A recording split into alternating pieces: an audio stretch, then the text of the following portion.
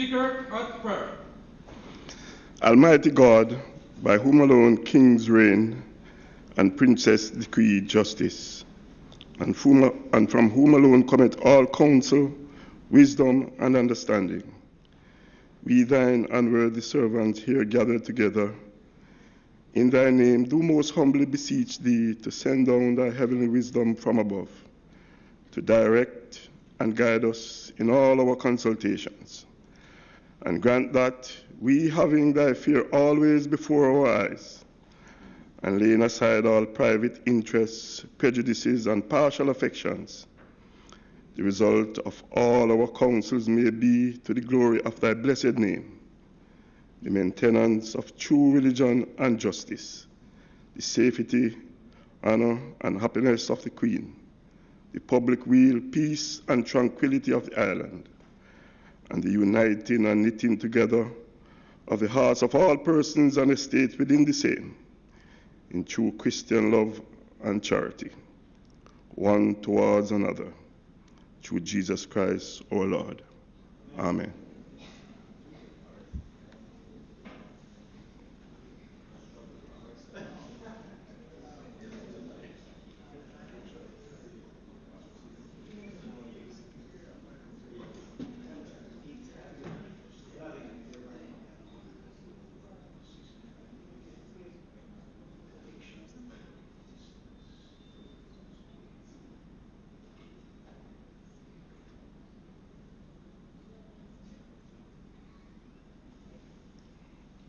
Be seated, please.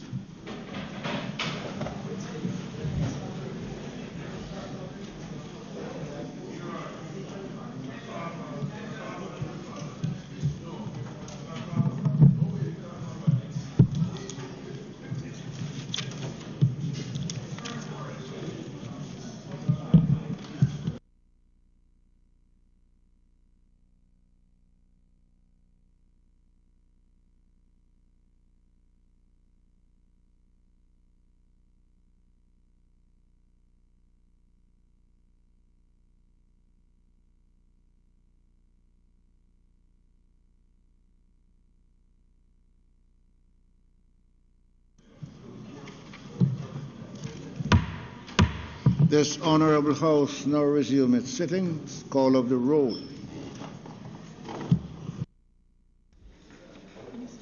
Mr. Witter, Mr. Samuda, Mr. Holness, Dr. Clarke,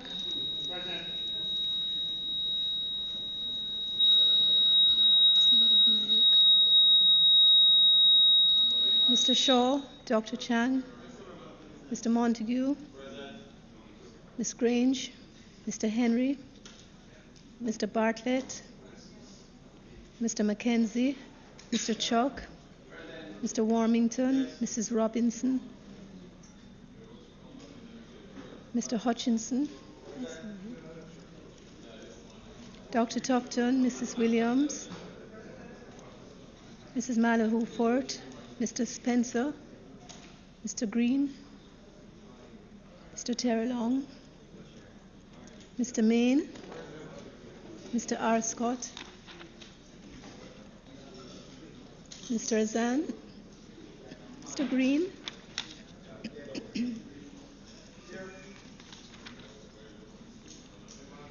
Mr. Brown, Dr. Brown-Burke, Mr. Buchanan, Mr. Bunting, Dr. Campbell, Mr. Leslie Campbell, Mr. Clarke, Mrs. Cuthbert Flynn, Ms. Daly, Mr. Daly, Mrs. Dalrymple Philibert, Dr. Dunn, Mr. Fagan, Dr. Ferguson, Mr. Golding, Dr. Guy, Ms. Hannah, Mr. Hales, Mrs. Holness, Mr. Hilton, Mr. Jackson, Mr. Kellier, Dr. McNeil, Ms. Nito, Mr. Paulwell, Mr. Michael Phillips, Dr. Phillips, Mr. Pickersgill, Mr. Redmond, Mr. Robertson, Mr. Stewart, Reverend Thwaites, Mr. Dwayne Vaz, Dr. Wheatley, Mr. Wright. Apology, Mr. Pickersgill.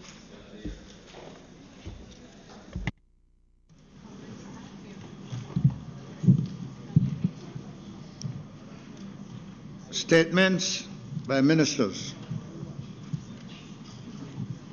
Announcements. Laid on the table of the House today are the following. Ministry Paper number 14, entitled Instrument Adopted at the Annual Labour Conference of the International Labour Organization for the year 2018. Bank of Jamaica Annual Report and Statement of Accounts for the year ended December 31, 2018.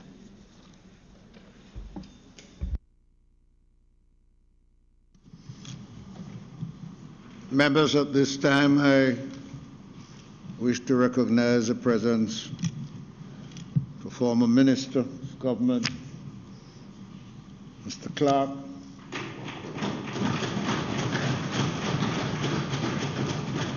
He is with us today.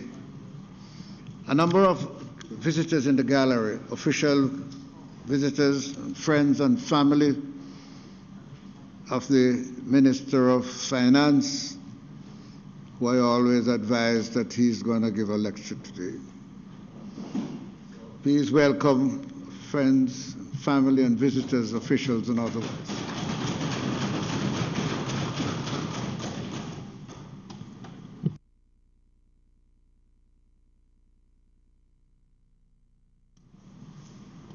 Bills brought from the Senate,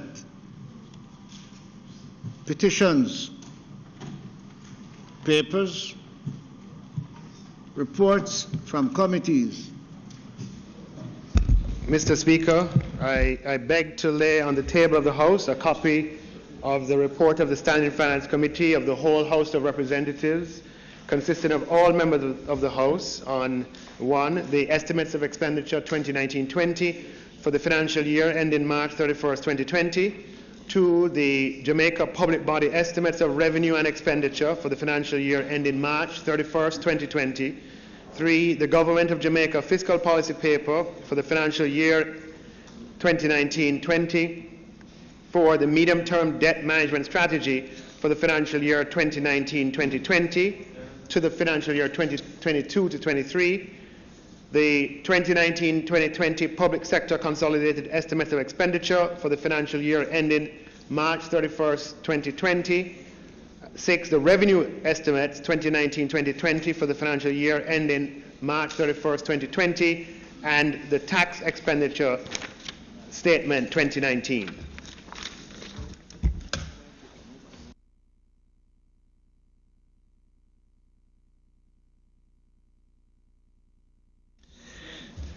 Mr. Speaker, I beg to give notice that at the next meeting of the House,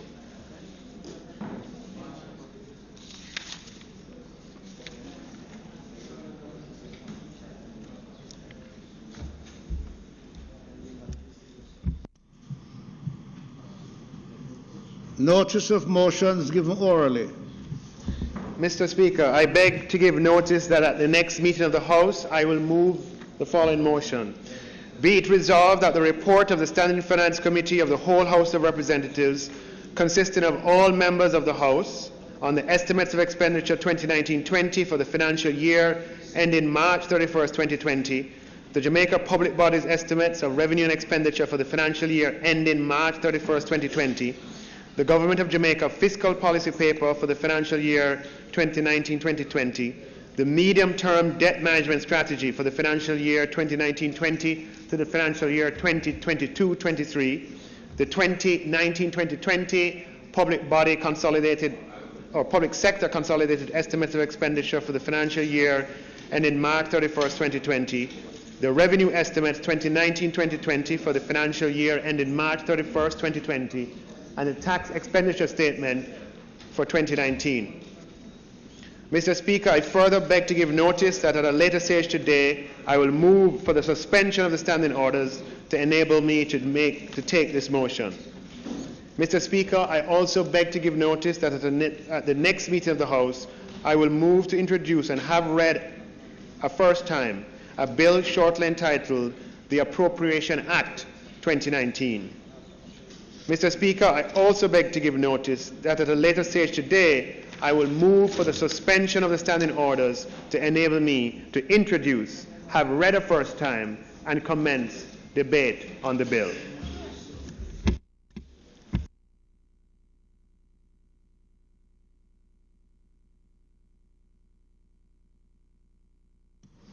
Questions and answers to questions.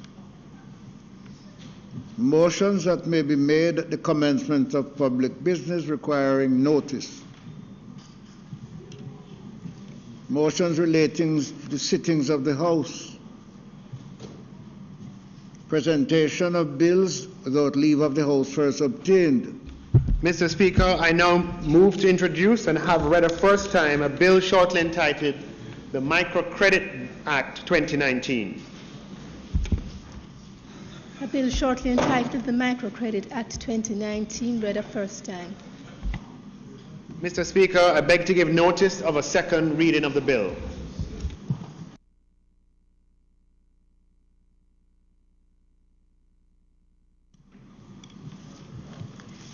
Public business.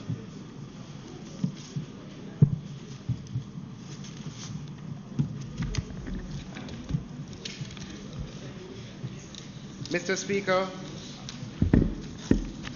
I now move for the suspension of the standing orders to enable me to take the motion regarding the report of the Standing Finance Committee and to introduce and have read a first time the bill entitled the Appropriation Act 2019 and also for me to commence debate on this bill.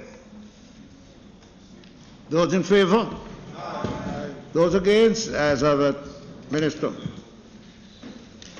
Mr. Speaker, as you know, and members of this Honourable House know, the budget debate is on the appropriation bill, but first the report of the Standing Finance Committee must be approved. So I now ask that the report of the Standing Finance Committee presented to us today be approved.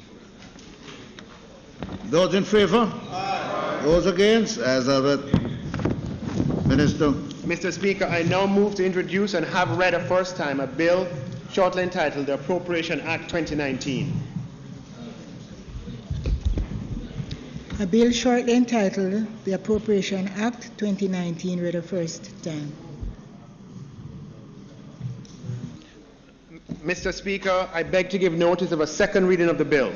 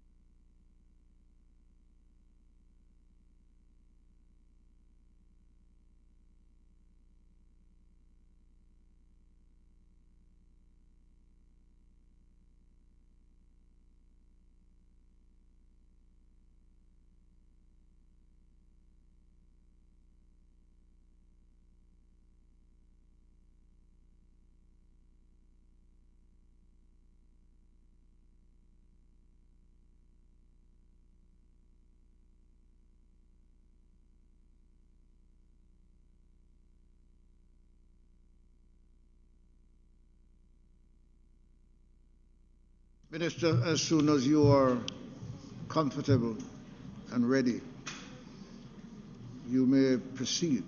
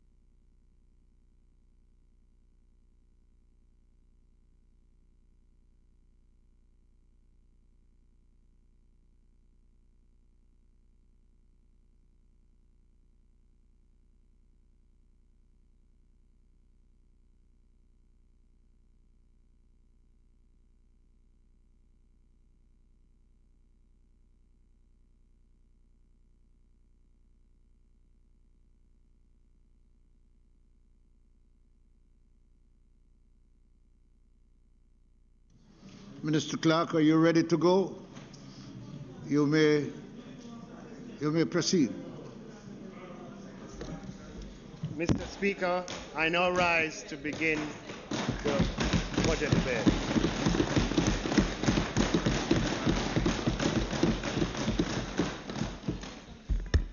Mr. Speaker, I begin by thanking Almighty God, from whom all blessings flow. Great is thy faithfulness, great is thy mercy and thy loving kindness. It was exactly 1 year and 2 days ago that the people of St. Andrew Northwestern elected me to represent them as their Member of Parliament, and I thank them for their support, and I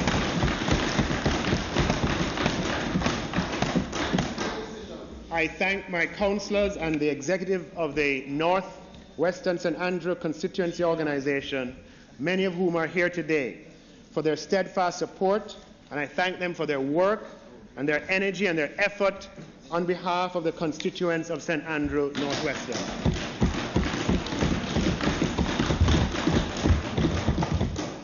Mr. Speaker, I thank my parliamentary colleagues for assisting in the transition to public life with words of advice and encouragement. I wish to recognize the staff of the Houses of Parliament who are always gracious and helpful, even today, in the performance of their duties.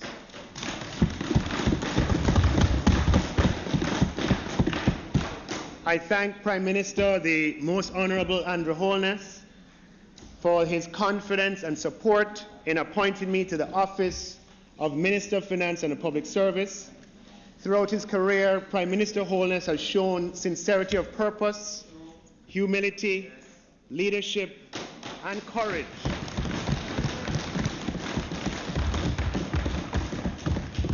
Which, Mr. Speaker, have earned him the trust of the Jamaican people. And it is an honor to serve in his cabinet. Jamaica benefits from a first-class team at the Ministry of Finance, and I thank them for their dedication and commitment. I thank the Financial Secretary and her staff. I thank the administrative and ancillary staff in my office who keep things going, the security staff assigned to me who always go beyond the call of duty. I also like to thank the board and management and staff of the PIOJ and the Bank of Jamaica, institutions that play a critical role in the budgetary process.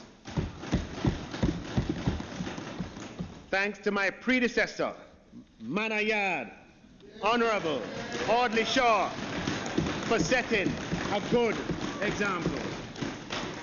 Thanks to Minister Favour Williams for helping to make my transition smooth, and for her support, and I congratulate her on her historic appointment as Minister of Science, Energy and Technology. Most of all, I'd like to thank my family who now share me with St. Andrew Northwestern. To my wife and children, thank you for your love and support.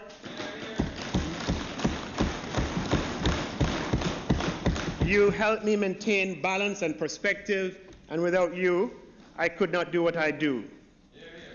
Now, I told my young children what a wonderful bunch you all are. And I hope that you'll be on your best behavior today.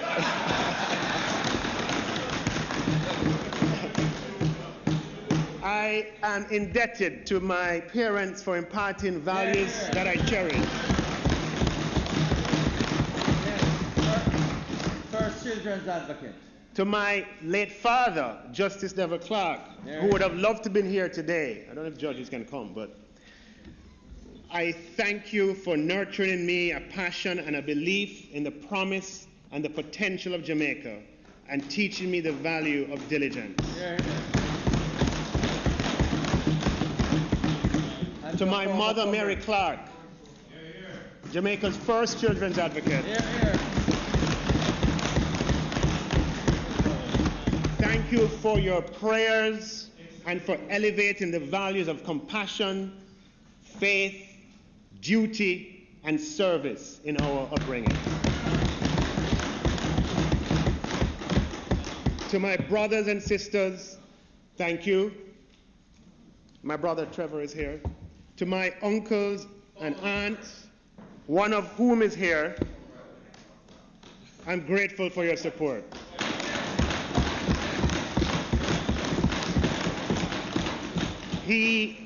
My uncle who was welcomed earlier, Claude, served in this house and served as a member of the cabinet on the other side.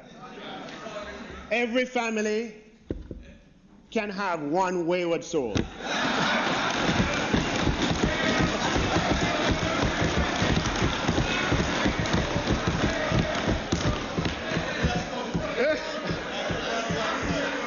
But he's coming home. There's hope.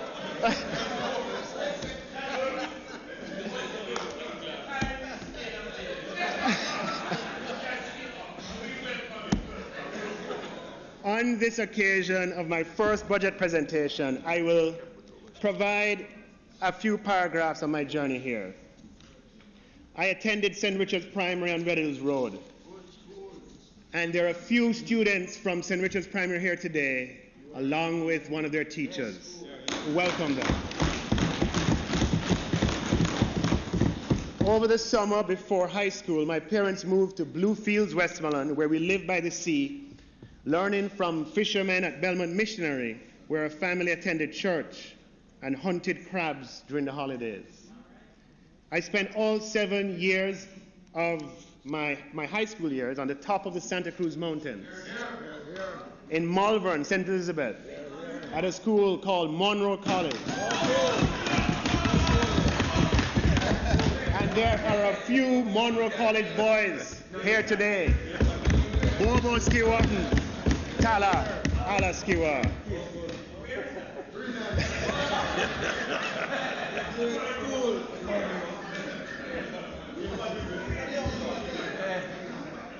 Though of urban birth, I was blessed with a rural and seaside upbringing.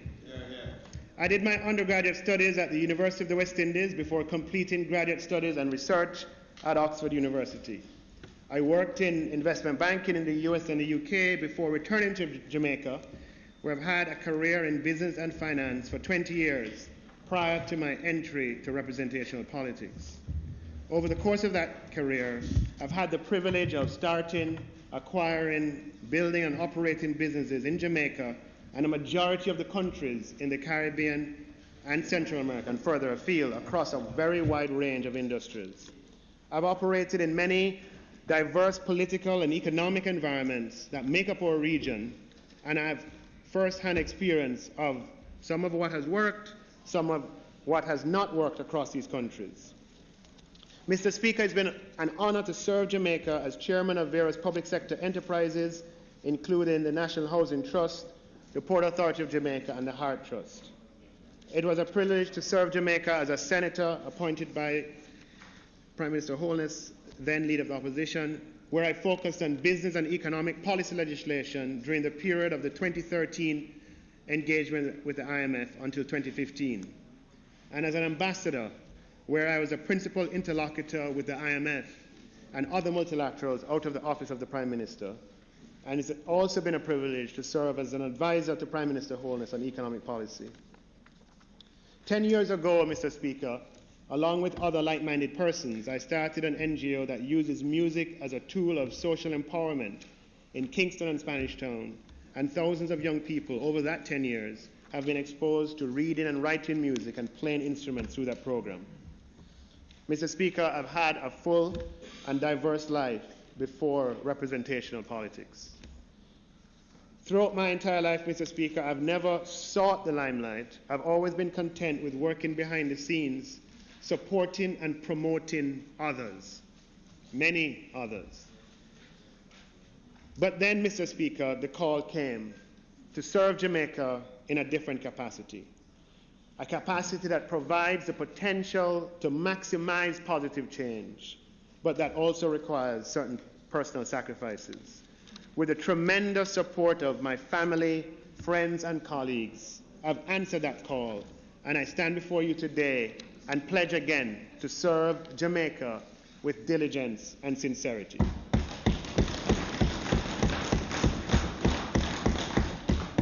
Mr. Speaker, Jamaica is in transition. A new Jamaica is emerging. Jamaica, Mr. Speaker, is moving in the right direction. Having found ourselves one of the most indebted countries in the world only a few years ago, Jamaica is emerging as a shining example to the world of what can be achieved when there's unity of purpose. At the end of this financial year, by March 31st, Jamaica's debt-to-GDP ratio will fall to 96%, which will be the lowest level of debt in nearly 2 decades and the first time below 100% over that period. This is a national achievement of which all Jamaicans can be proud. The road here, Mr. Speaker, has not been easy, and all segments of Jamaican society have contributed to this success. Mr. Speaker, may I ask my colleagues in this House to recognize the role played by the public sector unions and staff. The role played, Mr. Speaker, by the financial institutions and investing community. The role played by the broader private sector, Mr. Speaker, by the Economic Policy Oversight Committee, the Social Partnership and Civil Society, Mr. Speaker, the media, the Ministry of Finance and the Public Service, the Bank of Jamaica, the Planning Institute of Jamaica, and ministries and departments and agencies from across the government of Jamaica. And, Mr. Speaker, the role played by successive governments and oppositions through this transition. Mr. Speaker, Jamaica is the world's only example in recent times of a small country that has reduced its public debt by the equivalent of half of its gross domestic product in a short time frame, without handouts, without bailouts, or without bilateral debt support from friends or partners. We found ourselves completely on our own and had no choice but to rescue ourselves from our own resources. Hear, hear. The good news, Mr. Speaker, that this demonstrates our capacity to achieve our greatest dreams and aspirations for our country if we can summon the courage, the fortitude and foresight, and the humility and wisdom to work together for the common good. Mr. Speaker, this achievement thus far ranks among the greatest bipartisan successes that we have had, along with the electoral reform that led to the emergence of the Electoral Office of Jamaica and the dramatic improvements to the integrity of the electoral system in Jamaica, and the constitutional reform that gave rise to the Charter of Rights. The people of Jamaica, Mr. Speaker, desire of their parliament and leaders many more such successes. However, Mr. Speaker, on each of these occasions, Jamaica was brought to the brink before we were driven collectively to action. I'm sure the Jamaican people would prefer that these outcomes result from their leaders working together proactively with duty, with wisdom and foresight. And this is a call that must be answered today. Mr. Speaker, the period of fiscal prudence did not arise automatically. Jamaica was forced to confront its difficulties by turning once again to the International Monetary Fund, as we have done many times before. In fact, Mr. Speaker, Jamaica has had 16 standby and extended fund facility arrangements with the IMF since independence, which have had a cumulative length of 32 years. We cannot be proud of that. I have some of them listed, and they're in this speech when you get a copy of it. I have all of them listed. Mr. Speaker, this dependence is inconsistent with the Jamaican identity. It's inconsistent with our identity of a proud and independent people with a message for the world. Yet, for my generation, all we have ever known is life in and out of structural adjustment programs with the international community. It falls to my generation, our generation, to change that.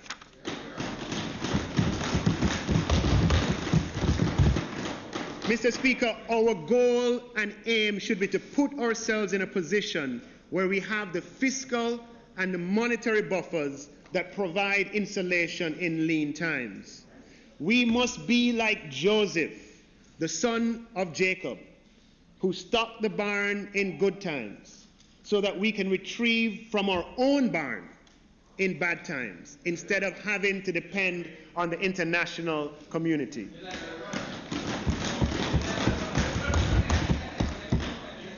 The Joseph principle, Mr. Speaker, should be our principle. Our engagement with the IMF this time around has been different. With just under 3 years of the previous administration and just over 3.5 years of this administration by November 2019, Jamaica is set to complete our engagements with the IMF, having fully lived up to our commitment. What started as an IMF program became Jamaica's program with IMF support. The Andrew Holness government terminated the $930 million extended fund facility with the IMF 6 months into office, which was also 6 months before the maturity of the EFF. With the EFF, Jamaica borrowed from the IMF, and in its place, Jamaica entered into a larger $1.6 billion precautionary standby arrangement. We are now 2.5 years into this precautionary standby facility with 6 months to go. And Mr. Speaker, I'm proud to say that so far, Jamaica has had no need to draw down and borrow funds from the IMF.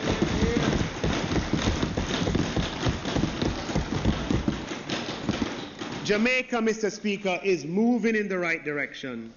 Our economic reform program has delivered for Jamaica, is delivering for Jamaica, and will continue to deliver for Jamaica. For these reasons, Mr. Speaker, the fundamental essence of our economic reform program will be maintained even when our agreement with the IMF ends. On my appointment as Minister of Finance, I established the economic policy direction as the pursuit of economic independence, the promotion of economic opportunity for all, and the protection of the vulnerable. This, Mr. Speaker, is the policy architecture that is required for us to achieve growth with equity.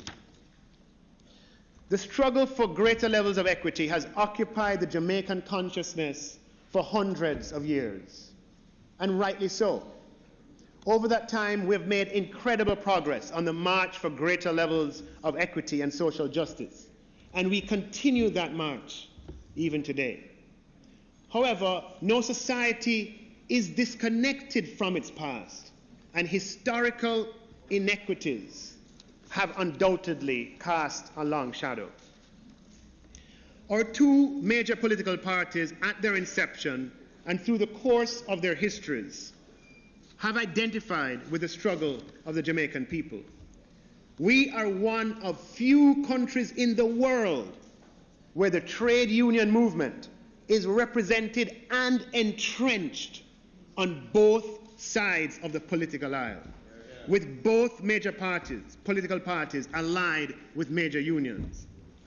As for the Jamaica Labour Party, it grew out of the first and oldest union movement in the Caribbean that was formed to agitate on behalf of the Jamaican working class. Today, the Bustamante Industrial Trade Union is the largest multi-industry trade union in the Caribbean. equal rights and justice has been the rallying cry of the Jamaica Labour Party for 75 years. Repeated at every meeting of the Jamaica Labour Party, wherever 2 or 3 are gathered. Jamaica Labour Party administrations from the 1940s to the present time have advanced the cause of equity and justice in Jamaica.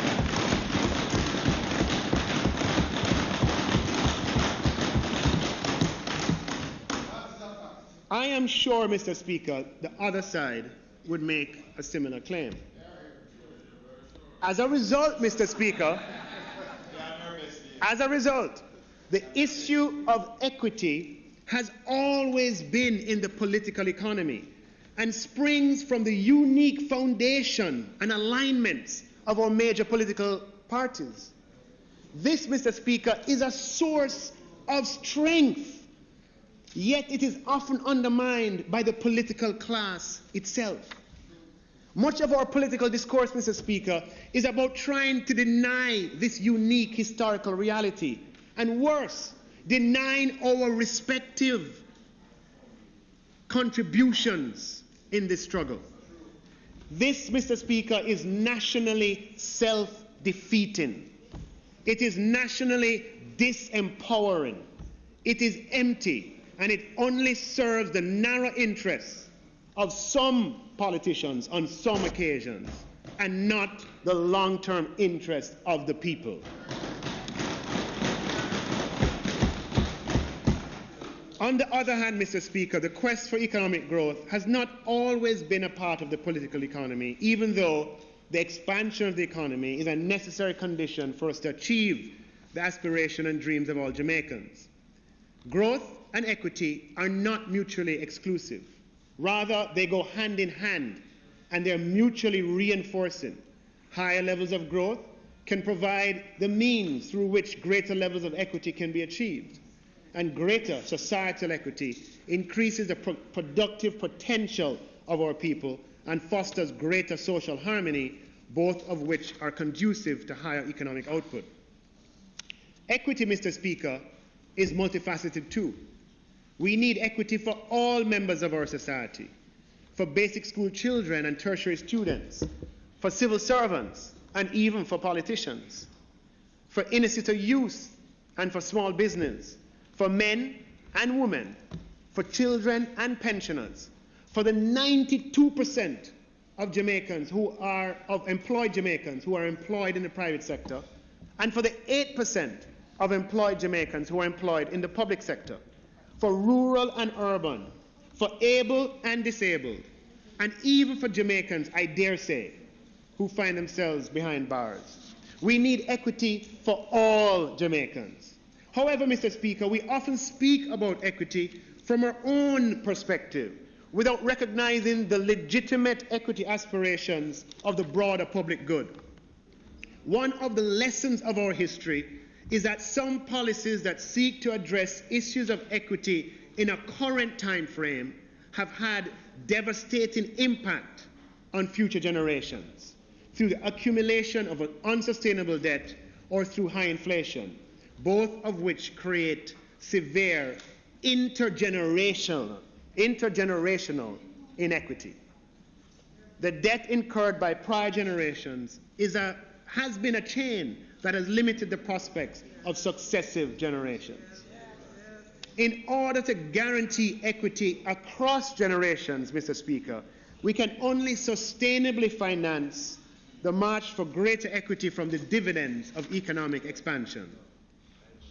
Mr. Speaker, over our 40-year period of low growth, successive administrations have refrained from implementing bold, pro-growth fiscal policy that serves the public good and that ultimately advances the cause of equity. Mr. Speaker, that is about to change. What I will lay out today is a budget crafted to maintain a path of economic independence that provides economic opportunity for all, that protects the vulnerable, and by so doing will deliver growth with equity.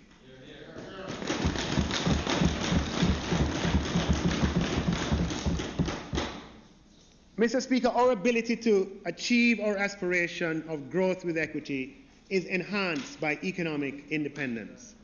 It is the goal of the Andrew Holness government, the goal of this generation, that Jamaica be an economically independent country.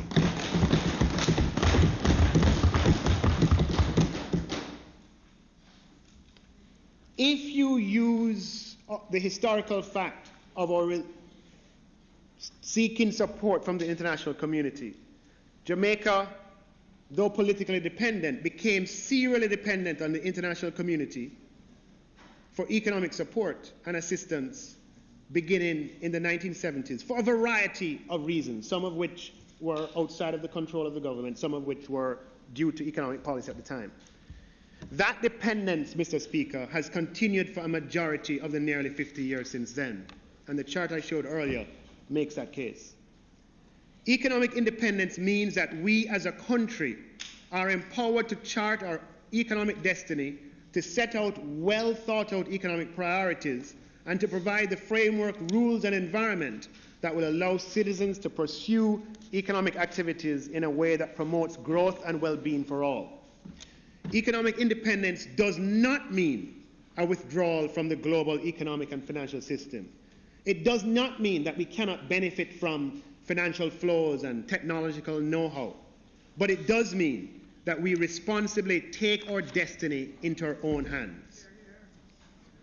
This is important, Mr. Speaker, as otherwise we fit into the vision of others for ourselves, and we'll not have the chance to pursue our own dreams. While we may be at a certain stage of development right now, our vision is not to be hewers of wood nor drawers of stone. Rather, Mr. Speaker, we are a people of destiny. We are a nation of purpose with a unique role to play in this world. With policies that achieve and maintain economic independence, that provide economic opportunity for all, that protect the vulnerable, sustained over time, Mr. Speaker, we will eventually produce aircraft components and medical devices right here in Jamaica. We will lead in artificial intelligence and internet security. People will come here for jobs rather than us migrating there. That is the vision, Mr. Speaker. It transcends our circumstances, and we must be united in that vision for Jamaica and the people of Jamaica. A necessary and fundamental principle to abide by if we are to achieve this vision is to manage our financial affairs in such a way to maintain a stable and sustainable economic path that guarantees stability for future generations. Mr. Speaker, Jamaica is now in the best shape as compared to any other period over the last 50 years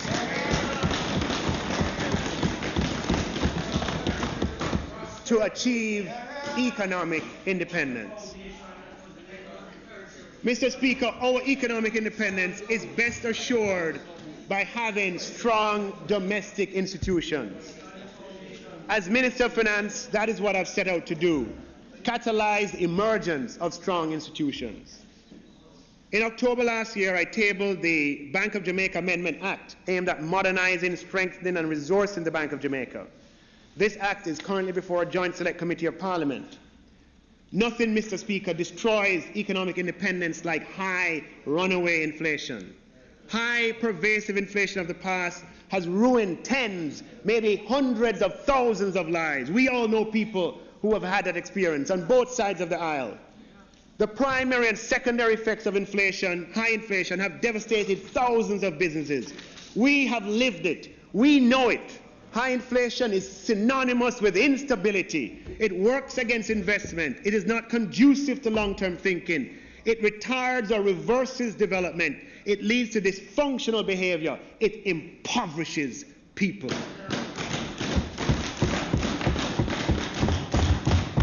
High inflation, Mr. Speaker, is the enemy of the poor and those on fixed incomes. Anyone who cares about economic opportunity for all or about social equity must be concerned with the pursuit of low, stable, and predictable inflation. The amendments proposed in the BOJ Amendment Act, Mr. Speaker, make price stability the primary goal of monetary policy. It increases transparency and monetary policy decisions, provides greater accountability to the people through the Parliament, and improves governance. Mr. Speaker, Jamaica is now at a halfway mark in our debt reduction trajectory. As good as 96% of GDP sounds, our own experience shows that even this reduced level of debt leaves us vulnerable to external shocks. This is why this government will seek, in consultation and discussion, to further institutionalize economic independence by strengthening our fiscal responsibility framework with the establishment of a fiscal council.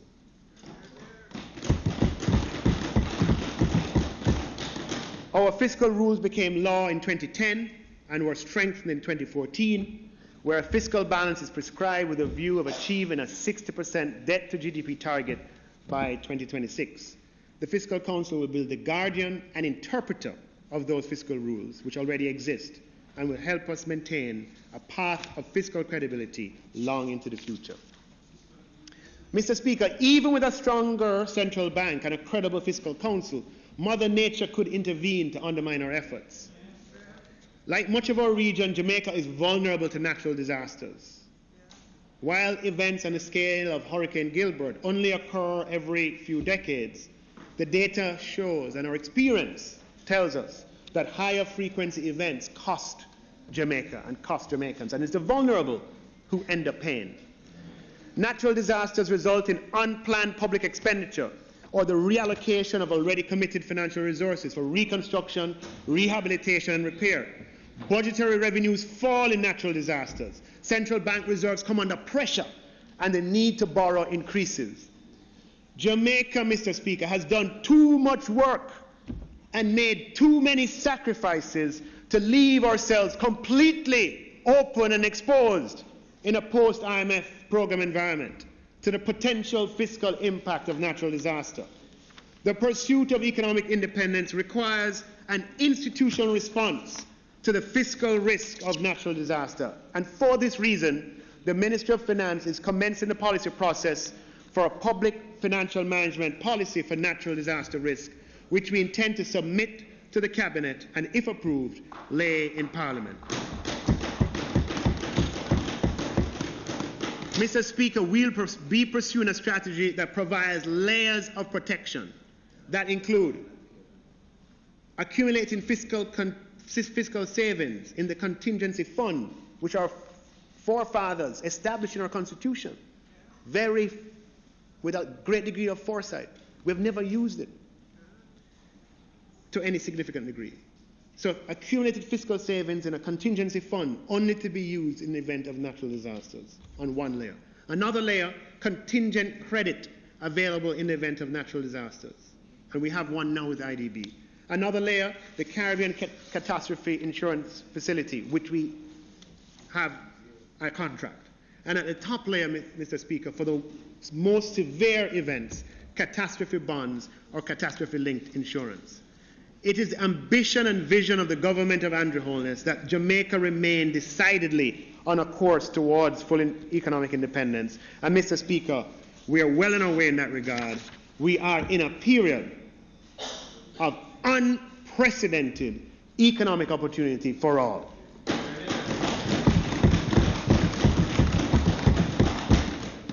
Mr. Speaker, now I just turn to overviewing achievements in the 18-19 financial year. Mr. Speaker, macroeconomic stability, which has long eluded us, is now entrenched. We have had low, stable inflation for 4 years. Domestic interest rates are at levels never before seen in Jamaica. The central bank has lowered the policy rate 4 times in this financial year alone. And the policy rate now stands at 1.5. You like that one? 1.5%. Which is the lowest in Jamaica's entire history. market interest rates for individuals and businesses have never been lower. Many individuals and businesses can access loans at single-digit rates, something that would have been deemed unattainable, unthinkable a few years ago. These record low interest rates are allowing individuals and businesses to borrow to accomplish their goals and dreams. According to Bank of Jamaica data, loan growth is accelerating and stood at 24% for the 12-month period ending September 2018, the highest in more than 6 years, while mortgage growth hit a high of 19% over the 12-month period ending in June 2018. Mr. Speaker, Jamaica has enjoyed 15 consecutive quarters of economic growth.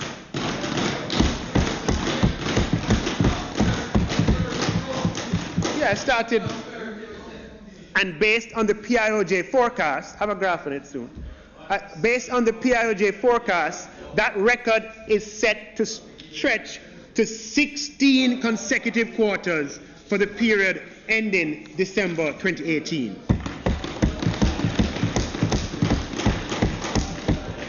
Mr. Speaker, since we started measuring economic growth quarterly, listen to this, since we started measuring economic growth quarterly in 1997, this period here is the longest unbroken stretch of quarterly economic growth that Jamaica has ever experienced.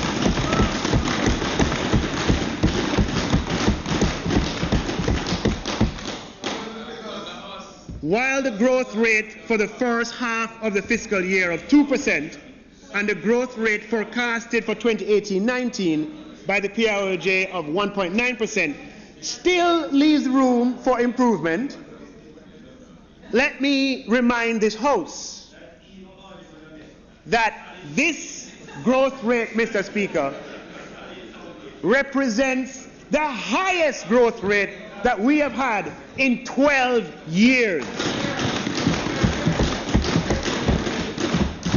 And as I said a while ago, it represents the longest period of growth in 21 years. Mr. Speaker, GDP, measured in constant dollars, is at its highest level in Jamaica's history. The growth rate, though it has room for improvements, for the first half of 2018-19, Mr. Speaker, is double the average growth rate in the last 40 years. It is 4 times the average growth rate of the last 20 years. And it is 10 times the average growth rate of the last 10 years.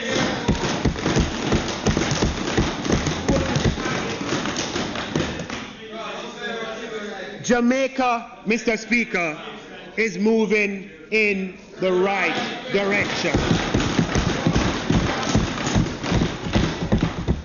Mr. Speaker,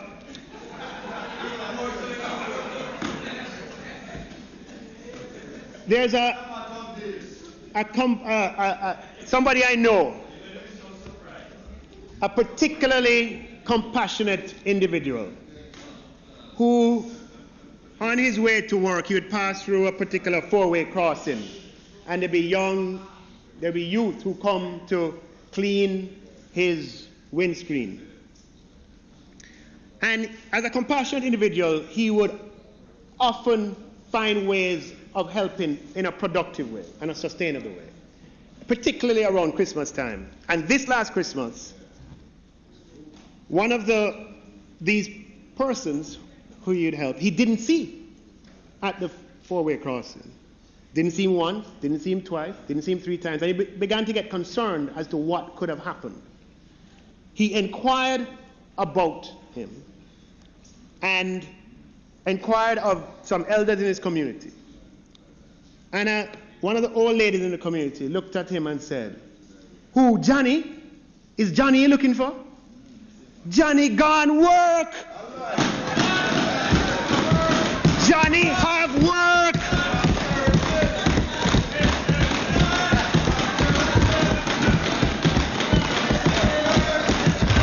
Johnny have work! Mr. Speaker, that story has been, and that's a true story. That story has been repeated across the length and breadth of Jamaica. Yes. Mr. Speaker, there are more persons employed in Jamaica today than ever before in the history of Jamaica. This, Mr. Speaker, is growth with equity. Our contract with you, our contract with you, our contract with you is that we will manage, we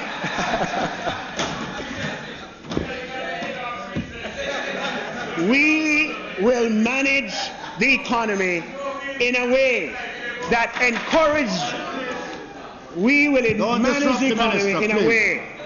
encourages investment and expansion, and that delivers jobs for you, the public. Mr. Speaker, female unemployment is at the lowest level ever. Mr. Speaker, this is growth with equity. Growth with equity. And Jamaica is moving in the right direction. Jamaica's credit rating, Mr. Speaker, has been upgraded by the international rating agency Fitch to the highest rating in 10 years. Mr. Speaker, another international credit rating agency, Standard & Poor's, has revised outlook to positive from stable. Our pipeline of foreign direct investments is long and robust across a range of industries: mining, tourism, infrastructure, BPO, construction, among others.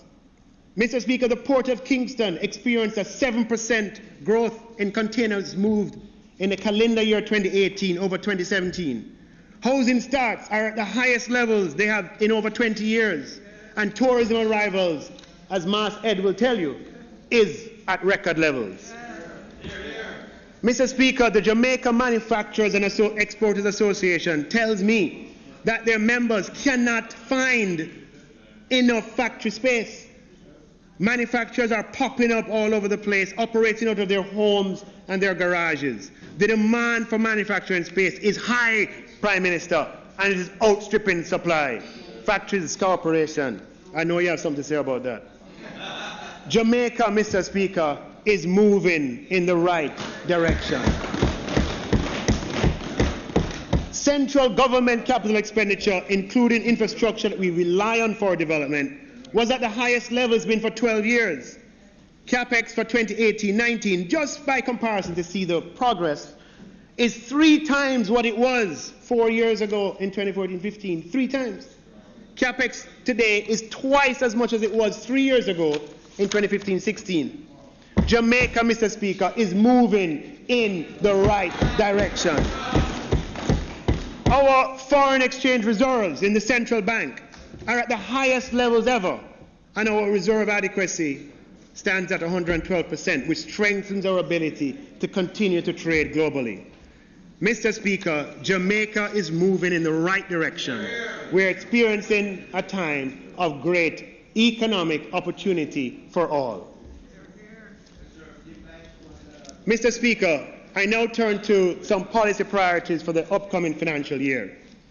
Minister, before you proceed any further, I ask you to take a rest and allow the Leader of Government Business to extend your time by a motion. The Minister's time for speaking has expired. Minister, you may now. Mr. Speaker, I ask that the member be allowed to speak for enough time to enable him to complete his presentation. Those in favour? Aye. Those against? The ayes have it.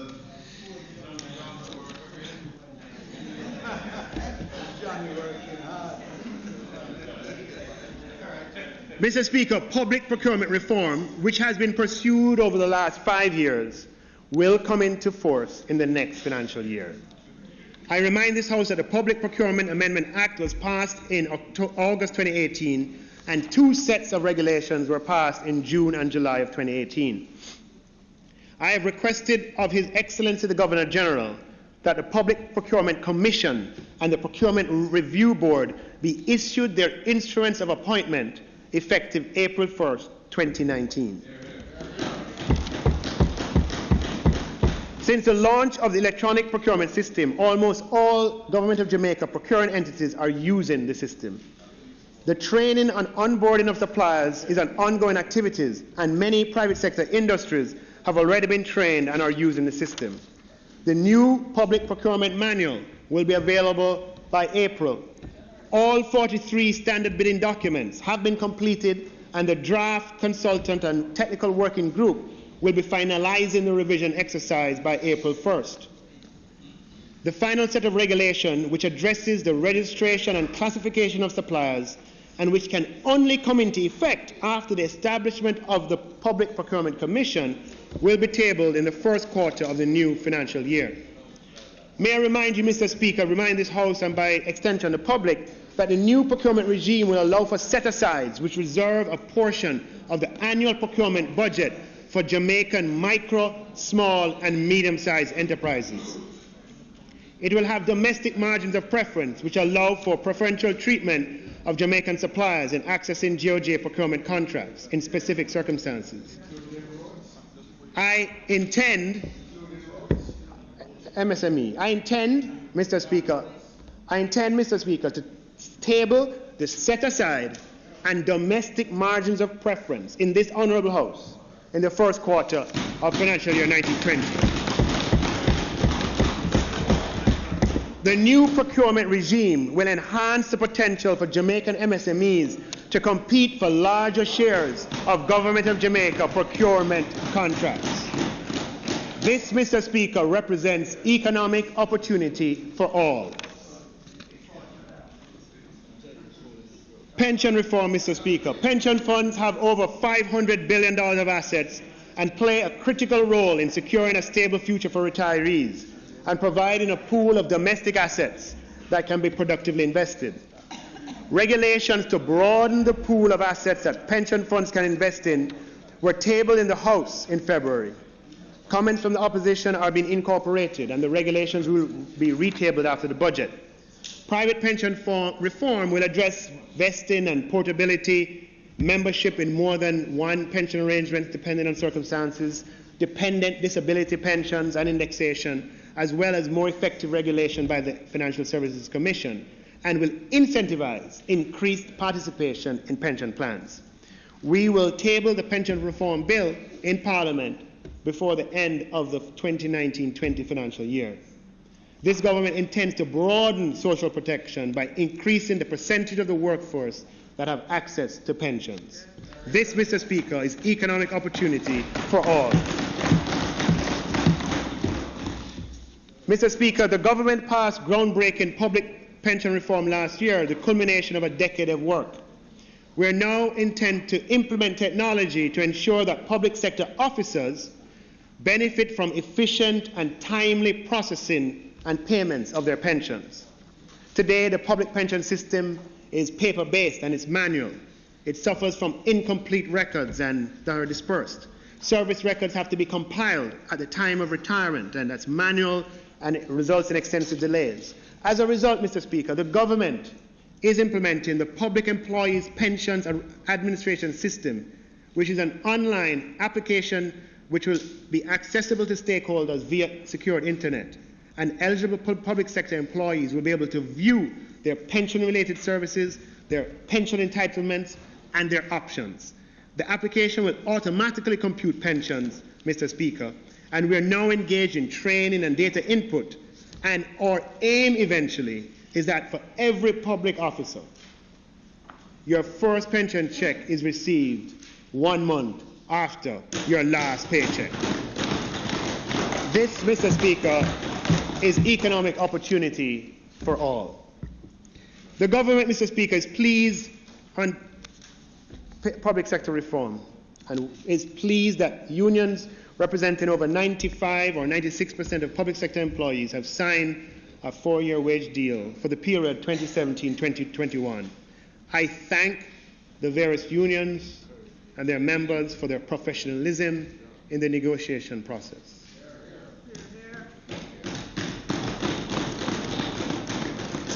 Mr. Speaker, the public sector wage bill represents the single largest allocation in the budget outside of debt service. And so the management of the growth of the total size of the wage bill is of strategic importance and has an impact on every single Jamaican. Public sector transformation, for that reason, among others, like efficiency and service delivery, remains an ongoing reform. For the first time, Mr. Speaker, Jamaica is projected to meet the wage to GDP target of 9% for the financial year 2018-2019 and for the upcoming financial year under our fiscal responsibility law. And again, we thank the public sector unions and the workers for their leadership and cooperation in this result. However, Mr. Speaker, the structure of public sector compensation is overly complicated with over 325 separate grades, and it is non-transparent with over 175 allowance types that breeds inequities in ministries, departments and agencies and across the public sector. This, Mr. Speaker, represents a fiscal risk as attempts to address genuine imbalances in public sector compensation can have unintended and unforeseen consequences because of the unwieldy nature of the entire system. The government is therefore and will be conducting a review of public sector compensation with the aim of simplifying and streamlining public sector compensation, making it more transparent and equitable while addressing imbalances and inequities over time. The government intends to work closely with our partners in the union to this end and to complete this exercise prior to the start of the negotiations for the next bargaining period. Mr. Speaker, we have accelerated the rationalization of public bodies, and a number of mergers, privatizations and reintegrations and related actions have been announced and are being carried out. We intend to implement shared services in human resource management this year and begin shared corporate services with respect to audit and public relations in the upcoming financial year. We'll make greater use of technology to bring greater efficiency in public service delivery and to control costs. Mr. Speaker, there are many efforts to improve service delivery in the public sector, and I want to briefly describe one such effort in the Ministry of Finance.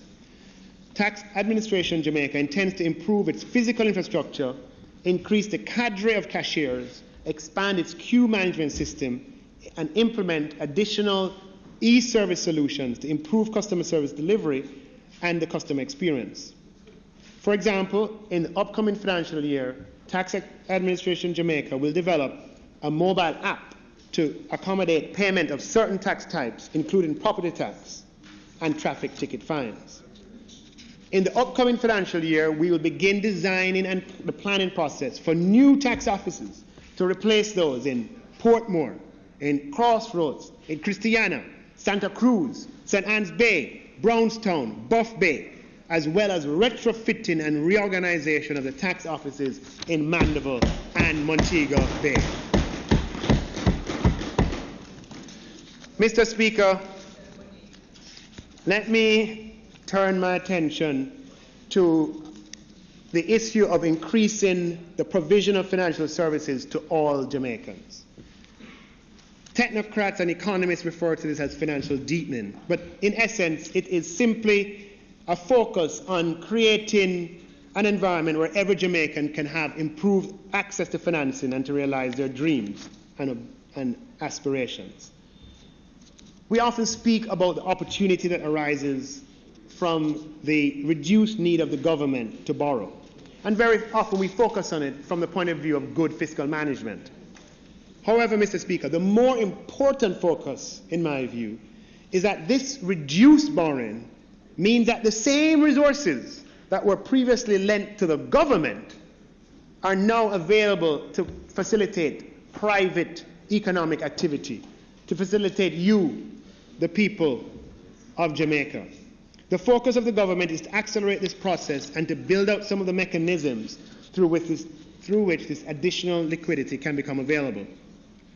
In November 2018, I established an interagency financial deepening implementation group chaired by Jamaican international economist David Marston and comprised of representatives from the BOJ, the DBJ, the FSC, and the Stock Exchange to accelerate this work. I'll first speak about the progress made in the factoring of receivables. Receivables represent one of the largest assets of small business. In the coming months, the DBJ will be working in partnership with the private sector to launch a program where a supplier with a legitimate invoice evidencing that it has supplied goods or services to a buyer can present this to a financial institution. And so rather than waiting 1, 3, or 6 months to get paid, the holder of the invoice can be paid immediately, less a market-related discount. The invoice or receivable becomes a new way of financing and reduces the need for the supplier to try to get a loan while waiting to be paid. The work to bring this on stream is advanced. The necessary regulatory changes are in place. There are certain tax changes that have to happen. The product design is being finalized. Consultation with stakeholders will begin shortly after procuring the right technology, and a pilot will be launched later in 2019. This, Mr. Speaker, will bring financing options to small business that they don't have today and represents economic opportunity for all in action. Mr. Speaker, we intend to improve access to capital markets through ensuring that private issues can be traded on the Jamaica of debt securities can be traded on the stock exchange, and for companies listed on the stock exchange to have an easier time to engage in exempt distributions. The FSC will shortly clarify its guidance to ensure that companies that already have met disclosure and due diligence requirements for a listing on the stock exchange and want to issue debt are able to do so without delays. This will lead to greater transparency in the pricing of debt instruments. It will create further competition in the financing space and create greater economic opportunity for all. Mr. Speaker, the third near-term deliverable is the launch of a program for the independent rating of issuers of fixed income securities. We want our pension and insurance funds to be invested prudently, and assets that they invest in should be of good quality. For borrowers with ratings comes the benefit of better pricing of their placements. For financial institutions, ratings will allow for a diversification of assets that qualify as liquid. Mr. Speaker, Jamaica is in transition. A new Jamaica is emerging. The central bank, Mr. Speaker, is in transition. The central bank has been pursuing inflation targeting even in advance of modernization. Inflation outcomes have been lower than target, which has provided room for the central bank to lower interest rates, providing further support for economic expansion. The central bank has lowered the cash reserve ratio, thereby releasing $16 billion of liquid resources to banks for them to further support increases in loans on better terms. The foreign exchange market, Mr. Speaker, is also in transition. We're moving away from a one-way foreign exchange market characterized by zero fluctuations and frequent interventions to one characterized by two-way movements, market-determined prices, non-zero volatility, and less frequent interventions. If you add interventions over the successive 12-month period, they're markedly less now than they were 2, 3, 4, 5 years ago. This transition, Mr. Speaker, is not without teething pains. The central bank will therefore be invested in foreign exchange trading infrastructure that will allow for greater transparency in pricing, that will catalyze less uncertainty, which is often caused by an absence of information. Mr. Speaker, we will table regulations this coming financial year to improve governance of public bodies. These regulations, of which a first draft has already been produced, will prescribe the process for the nomination, selection, and appointment of persons to the Board of Public Bodies. The regulations will improve the transparency of the process and provide an opportunity for a wider pool of Jamaicans to serve on the Board of Public Bodies. These new regulations will therefore deepen participation in our democracy. The new regulations will provide greater assurance that the appropriate skills and the relevant expertise and experience are available to the boards of public bodies. Mr. Speaker, just briefly on other legislative priorities, the Microcredit Act was recently tabled, and that's designed to ensure that microcredit services can operate in an environment of transparency and accountability, and those who use microcredit services, whether they be individuals or informally operated MSMEs, are protected from predatory lending practices, and that microcredit organizations are not used for money laundering. The process, Mr. Speaker, with respect to oversight of the credit unions by the Bank of Jamaica is ongoing and will involve the tabling and eventual passage of two companion pieces of legislation, namely the Credit Unions Act and amendments to the Cooperative Societies Act. These bills, and we're working together on that, these bills have been drafted and are now going through the review process.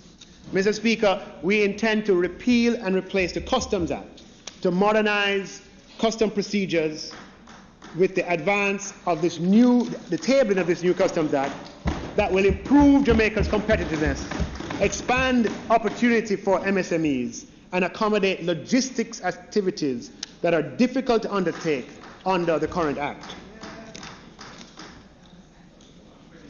Mr. Speaker, now I turn to an overview of the 2019-20 central government expenditure budget.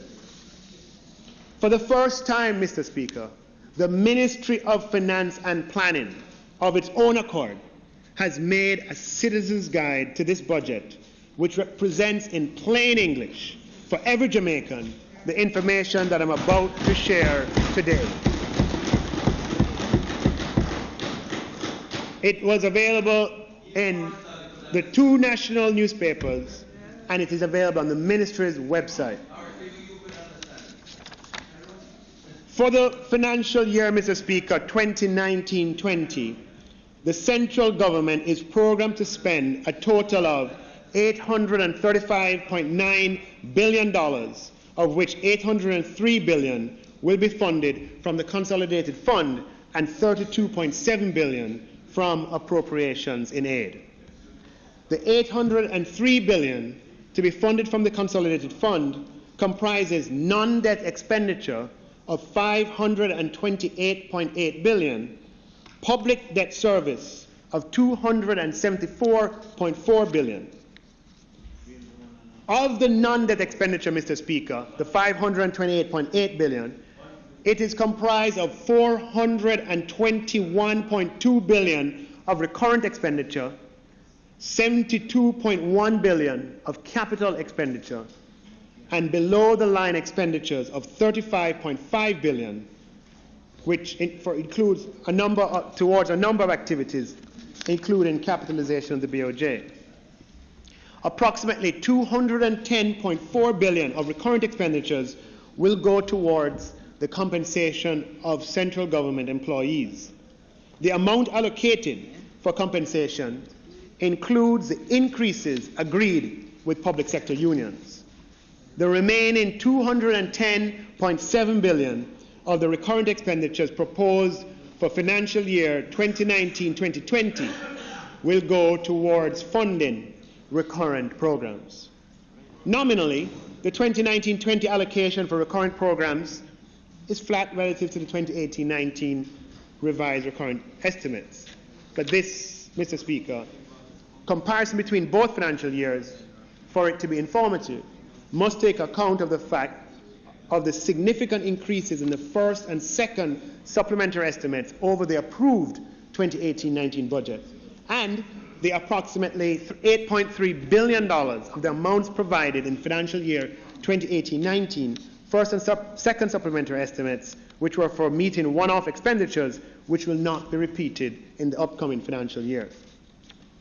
Recurrent expenditures, Mr. Speaker, includes $2.7 billion to the Ministry of Economic Growth and Job Creation to meet expenses associated with island-wide disaster mitigation and various road improvement programs, and $339.9 million to support planning and other pre-investment activities associated with 3 major investment projects being coordinated by the Urban Development Corporation, which are the construction of a new Parliament building, the establishment of Government Oval at National Heroes Park, and the development of Port Royal.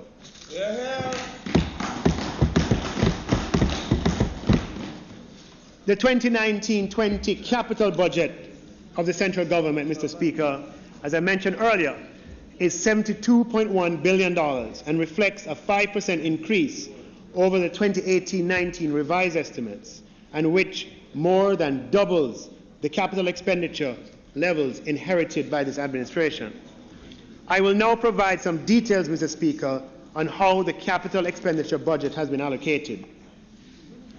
National security, with an allocation of $20.2 billion, or 28% of the total capital expenditure, has received the largest share of the capital budget, representing an increase of $7.5 billion, or 61%, over the 2018-19 revised estimates.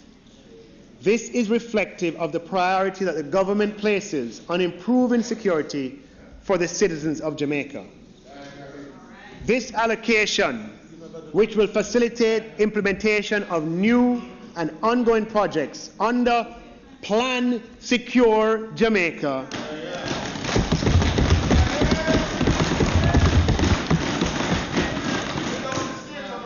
Plan Secure Jamaica includes $2.9 billion to complete the final phase of Lathbury Barracks and the first phase of Burt Barracks in Montego Bay, and the upgrading of the Moneague training camp. This, Mr. Speaker, is a deliberate strategy of regionalization. Prior to this, military personnel were not ideally distributed across Jamaica.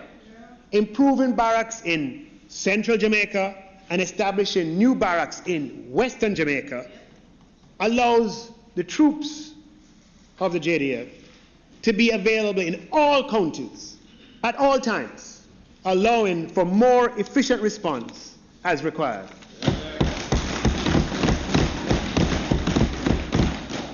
Mr. Speaker, there's $11.8 billion to continue the acquisition of general and specialized equipment, including coastal surveillance equipment, telecommunications equipment, cybersecurity equipment, and aircraft and ship for the security forces. This, Mr. Speaker, will allow Jamaica to improve its border security and stem the flow of illegal weapons and contraband, which fuels organized crime. Mr. Speaker, the capital expenditure for national security includes $1.8 billion for the acquisition of patrol and other security vehicles, including approximately 1,000 motor vehicles for the police to improve their mobility.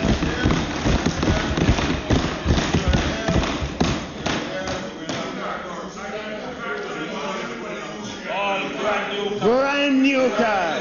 Brand new car.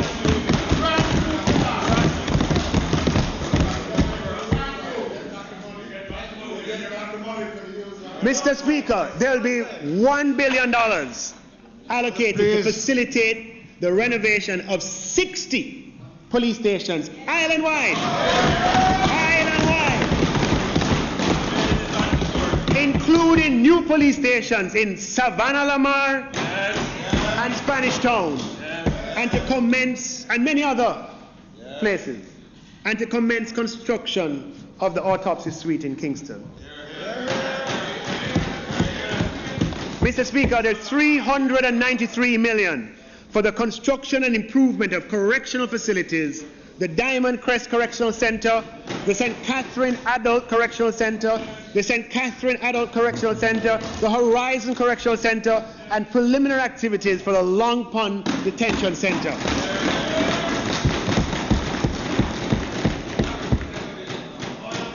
Equity, Mr. Speaker. Equity, Mr. Speaker, belongs to inmates too, and importantly, belongs to those who work in those environments, our correctional service officers.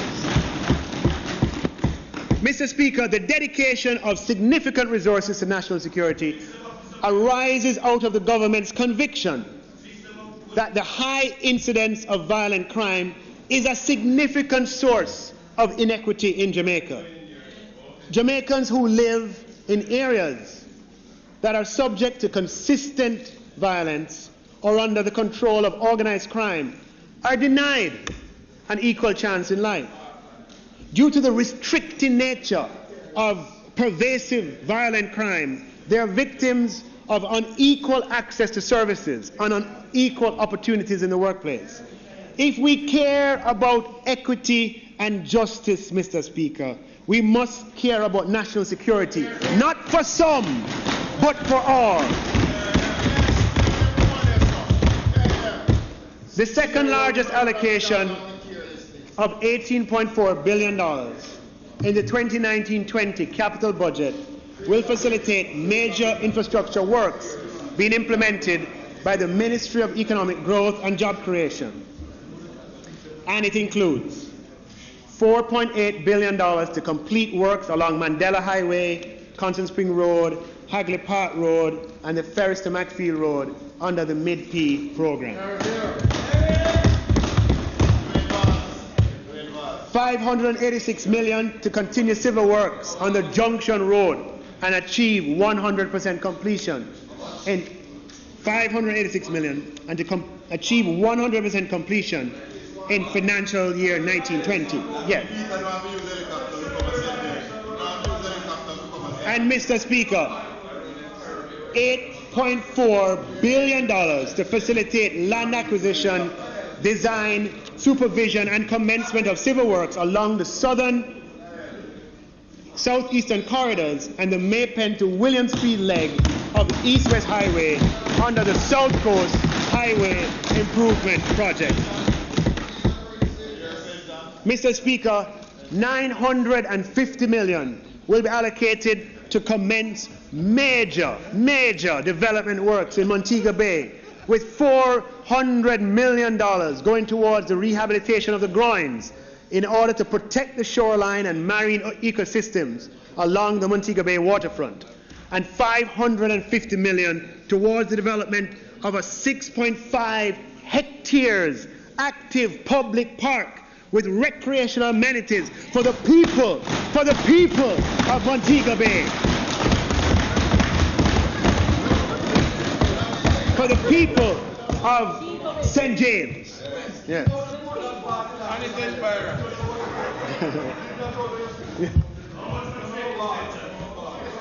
$3.7 billion, Mr. Speaker, to the Ministry of Health, with added support of $2 billion from the National Health Fund.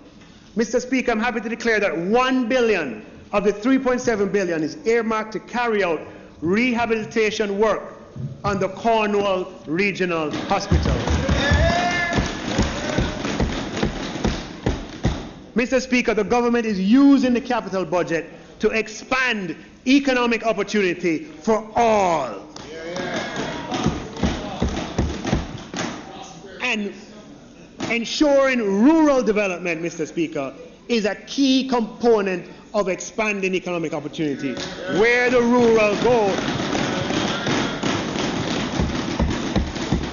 the government is therefore allocating $795 million to facilitate the implementation of projects by the Rural Water Supply Company Limited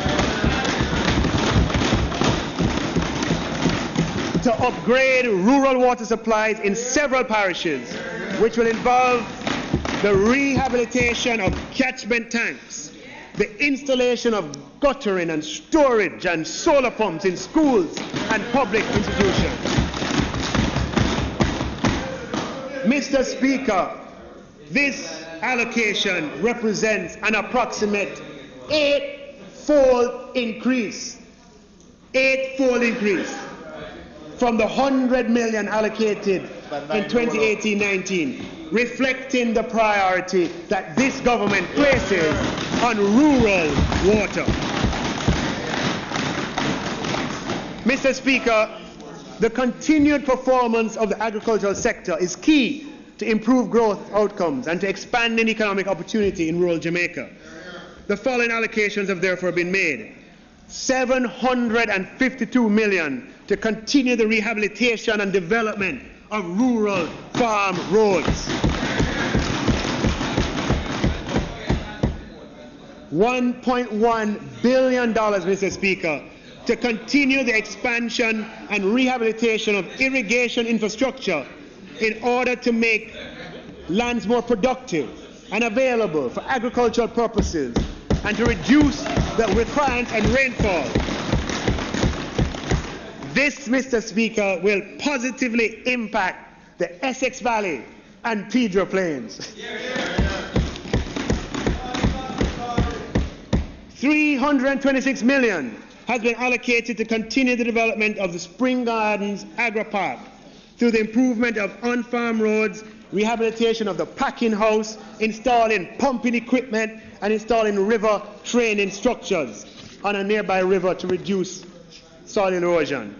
This, Mr. Speaker, is a government that's concerned with economic opportunity for all. Mr. Speaker, finance is the oxygen of business. We want to move to a Jamaica where private financial institutions provide competitive credit to all businesses. However, Mr. Speaker, there are structural bottlenecks in the system that prevent hurdles. And given the government's commitment to expanding economic opportunity for all, we will be taking steps to improve the access for micro, small, and medium-sized enterprises by significantly increasing allocations for MSME financing to the Development Bank of Jamaica and other intermediaries. In financial year 2019-20, a total of $1.8 billion will be made available for loans to the sector. There will be $1 billion through the Ministry of Economic Growth and Job Creation, of which $600 million is to provide loan guarantees through a credit enhancement and loan guarantee fund to MSMEs who have limited or no collateral required to access loans. This, Mr. Speaker, is an increase of $350 million or 140% from the $250 million in 2018-19. Mr. Speaker, there's $400 million to finance risk capital financing for MSMEs, which is a four-fold increase from the $100 million in 2018-19.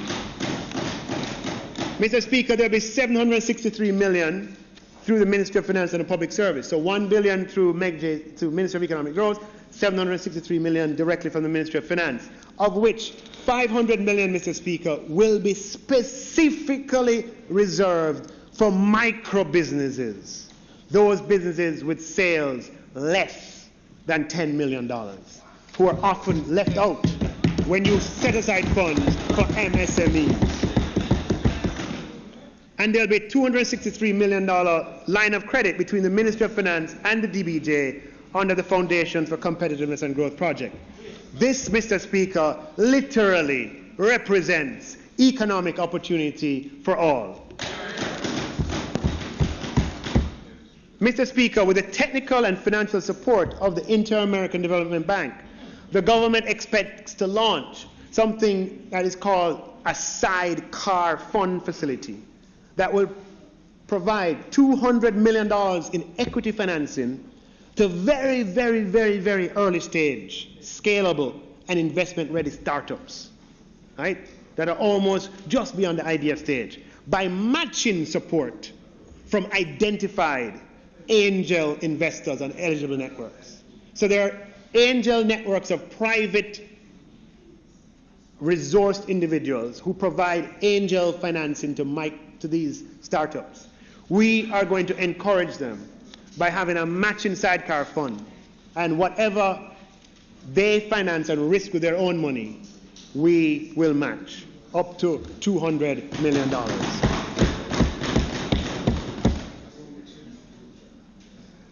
Well, this is going to be an IDB facility to be approved in the first quarter of this financial year.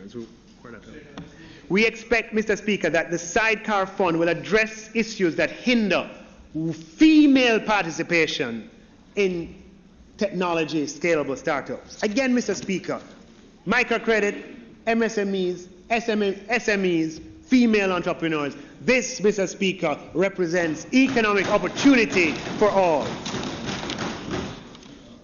Mr. Speaker, there are persons from my constituency here today from Pembroke Hall Primary and Junior Secondary School, and I believe Marvelly as well. Wish to welcome them. We are seized with human capital development, and we'll be allocating $1.25 billion to the Ministry of Education to continue the work in improving the quality of education by upgrading school infrastructure, facilitating the primary exit profile strategy, building capacity, and promoting safety in schools. On the theme of economic opportunity for all, Mr. Speaker, the government is focused on increasing accessibility of tertiary education, as this is a promising means by which economic opportunity can be expanded. And Mr. Speaker, we are joined in the audience by students from UTEC, from Northern Caribbean University, and from the Caribbean Maritime Institute. Can you please welcome them? In 2019-20, the government will provide grant support of approximately $3 billion to the Student Loan Bureau. In the past 3 years, the value of loans disbursed by the SLB has increased by over 22%. In 2017-18, because we don't have a full year for this year, 99% of applicants to the SLB were successful. And this is an increase from 96% in 2016-17 and 95% in 2015-16. A new board has been appointed to the SLB with a mandate to ensure that financing for tertiary education continues to be affordable and accessible, and that the revolving loan fund becomes sustainable. The new board is developing a strategy to achieve these objectives, including improving the SLB's use of technology and its management of loan delinquencies. Nevertheless, Mr. Speaker, in keeping with the objective of expanding economic opportunity for all, the Student Loan Bureau will be implementing the following reforms. For new loans, Mr. Speaker, application of payments will be made to the most outstanding balance first.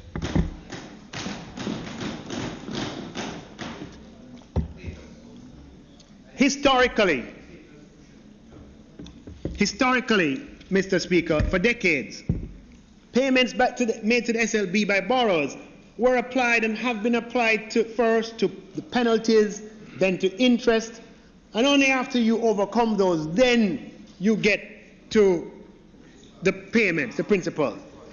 This, Mr. Speaker, is not in keeping with the practice of financial institutions generally and makes servicing of SLB loans harder to service.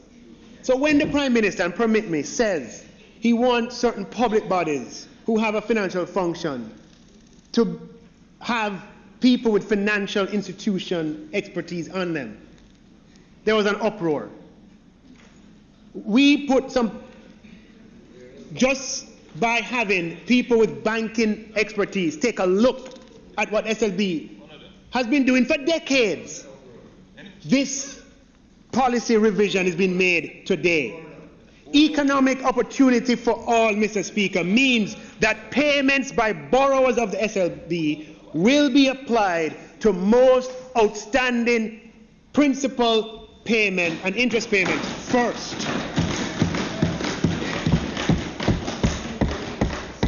Effective immediately, Mr. Speaker.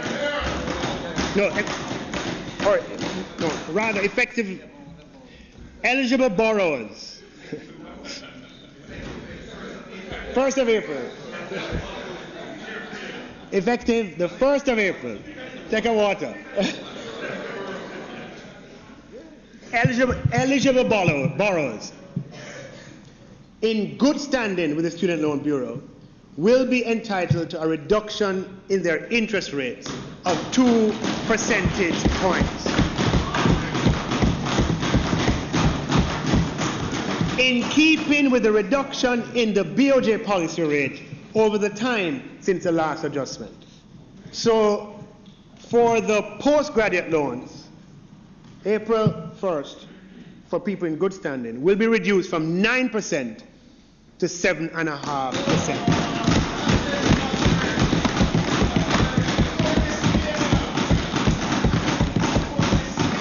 And, Mr. Speaker, for the pay-as-you-go loan, which are the super-secured loans, they'll be reduced from 6% to 4%, Mr. Speaker.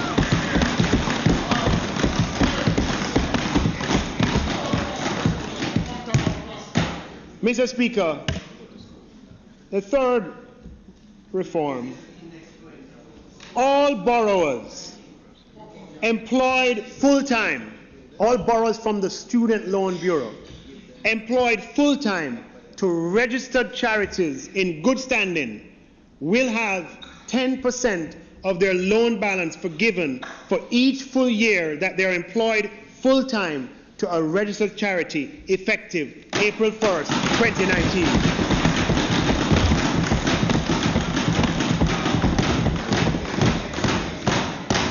Mr. Speaker, I operated a charitable organization for approximately 10 years before politics, and some of you here have a similar experience.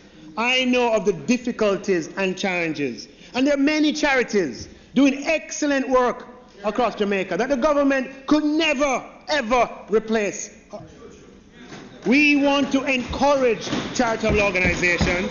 We want to encourage talented graduates to consider the NGO space, even for a few years, as we work together to build a better Jamaica. This policy, Mr. Speaker, helps the students, helps the charitable organization, helps the vulnerable population served by charities, and helps Jamaica. We are improving access to tertiary education. We are expanding economic opportunity for all. Mr. Speaker, with the advance of telecommunications and technology, increasingly services are being delivered remotely. Accounting services, programming services, even medical services. And Jamaica has an excellent opportunity to participate in the higher valued segments of the global services sector. In this budget, therefore, $192 million has been allocated to the Ministry of Industry, Commerce, Agriculture and Fisheries to fund the new global services project to be coordinated by JAMPRO and in coordination with HART for the purposes of training and upskilling Jamaicans to participate in the higher valued global services sector. This, Mr. Speaker, is developing our human capital and expanding economic opportunity for all. Mr. Speaker, we will be, for the first time, making a direct provision of $200 million to specifically fund research and development to be carried out by faculty and our students at our tertiary institutions.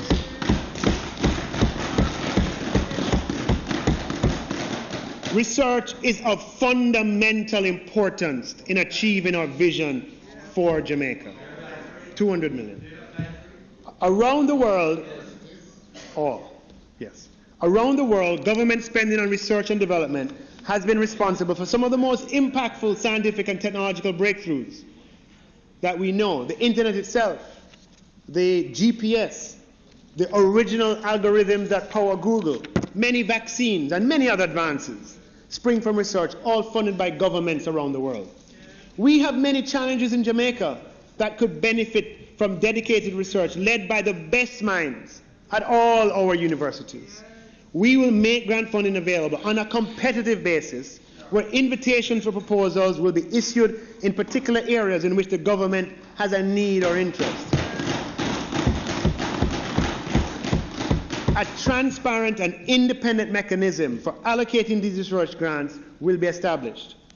And Mr. Speaker, this will contribute to the development of our human capital and will ultimately expand economic opportunity for all. Mr. Speaker, I now turn to one of the most important parts of my presentation, namely protecting the poor and vulnerable during the period of transformation of the Jamaican economy. We are strengthening social protection in the 2019-20 budget.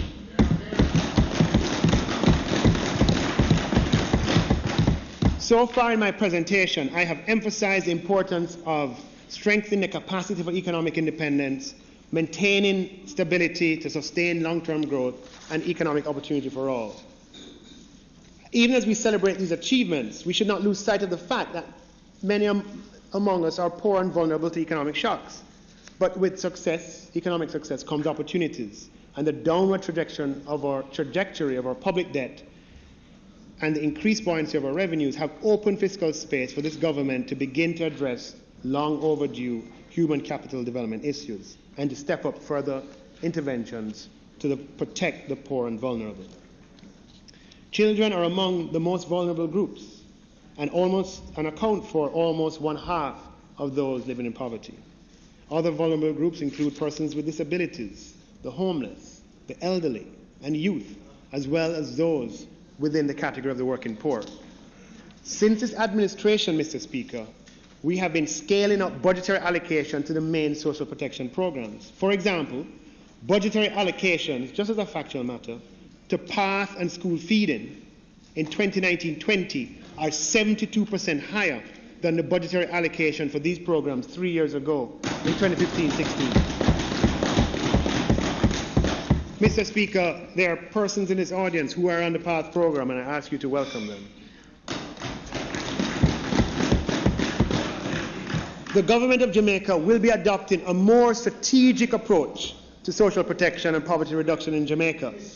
A strategic medium to long-term focus will include a comprehensive public expenditure review of existing interventions to analyze targeting, graduation rates, efficiency, and adequate funding for key interventions. The public expenditure review will allow for better targeting, better outcomes, reduced non-compliance, and better deployment of caseworkers to ensure conditionalities are met. In the meantime, Mr. Speaker, we are increasing the allocation across our portfolio of major social protection programs from $16 billion in 2018-19 to $20 billion in 2019-20, an increase of approximately 25%. That, Mr. Speaker, is protection of the vulnerable in action. And I'll share with you some of the more greater detail. With respect to PATH conditional cash grants, having regard to the established criteria for the review of PATH benefits, the Ministry of Labour and Social Security has proposed an average increase of 16% to PATH grants with effect from June 2019 to the estimated 284,000 beneficiaries who fall within the vulnerable groups of children and elderly. The proposed increases in cash grants to beneficiaries range from 14% to 23% for the 19-20 financial year. Mr. Speaker, $8.3 billion has been allocated to the PATH program to facilitate PATH cash grants inclusive of those increases. With this increase, Mr. Speaker, over the course of the Andrew Holness administration, individual cash grants under PATH will have increased by between 45 and 55%. This, Mr. Speaker, is evidence of our commitment to protection of the vulnerable.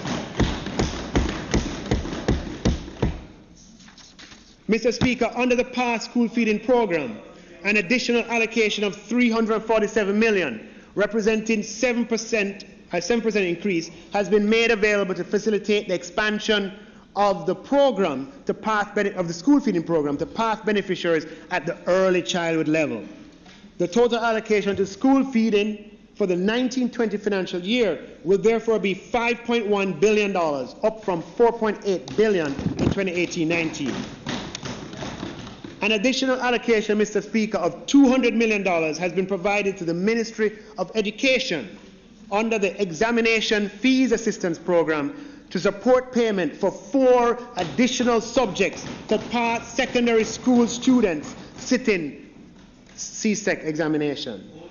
This increases the allocation for the PATH examination fee by 50%, Mr. Speaker, from $400 million to $600 million. Mr. Speaker, an allocation of $562 million is included in the budget to support retention of the PATH Back to School grant, which was first introduced in August 2018 from normal flows, the benefit of which will be institutionalized under PATH payments and made once a year in August. Mr. Speaker, an allocation of $380 million in budgetary support has been made to the Ministry of Education to support the provision of a transportation grant in schools to those on the PATH program. This initiative, Mr. Speaker, is being pursued as a strategy to significantly reduce the transportation cost of 7,500 students who are registered beneficiaries of PATH attending 94 schools.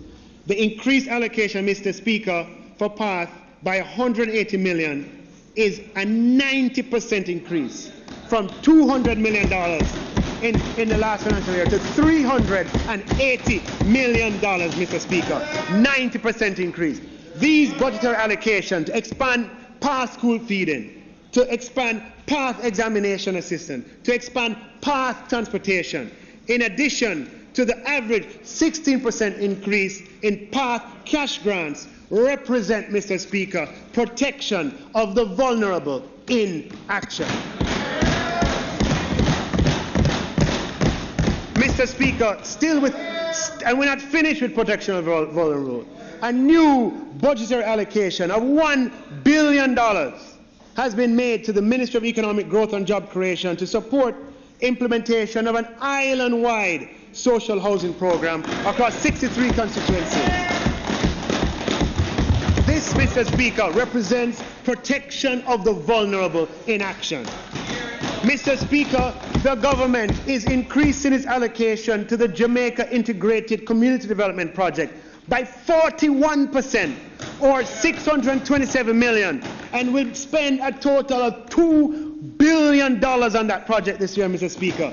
This project contributes to increased community safety and violence prevention in 17 economically vulnerable and socially volatile communities, and enhances access to basic infrastructure and services, such as sanitation, water, and electricity.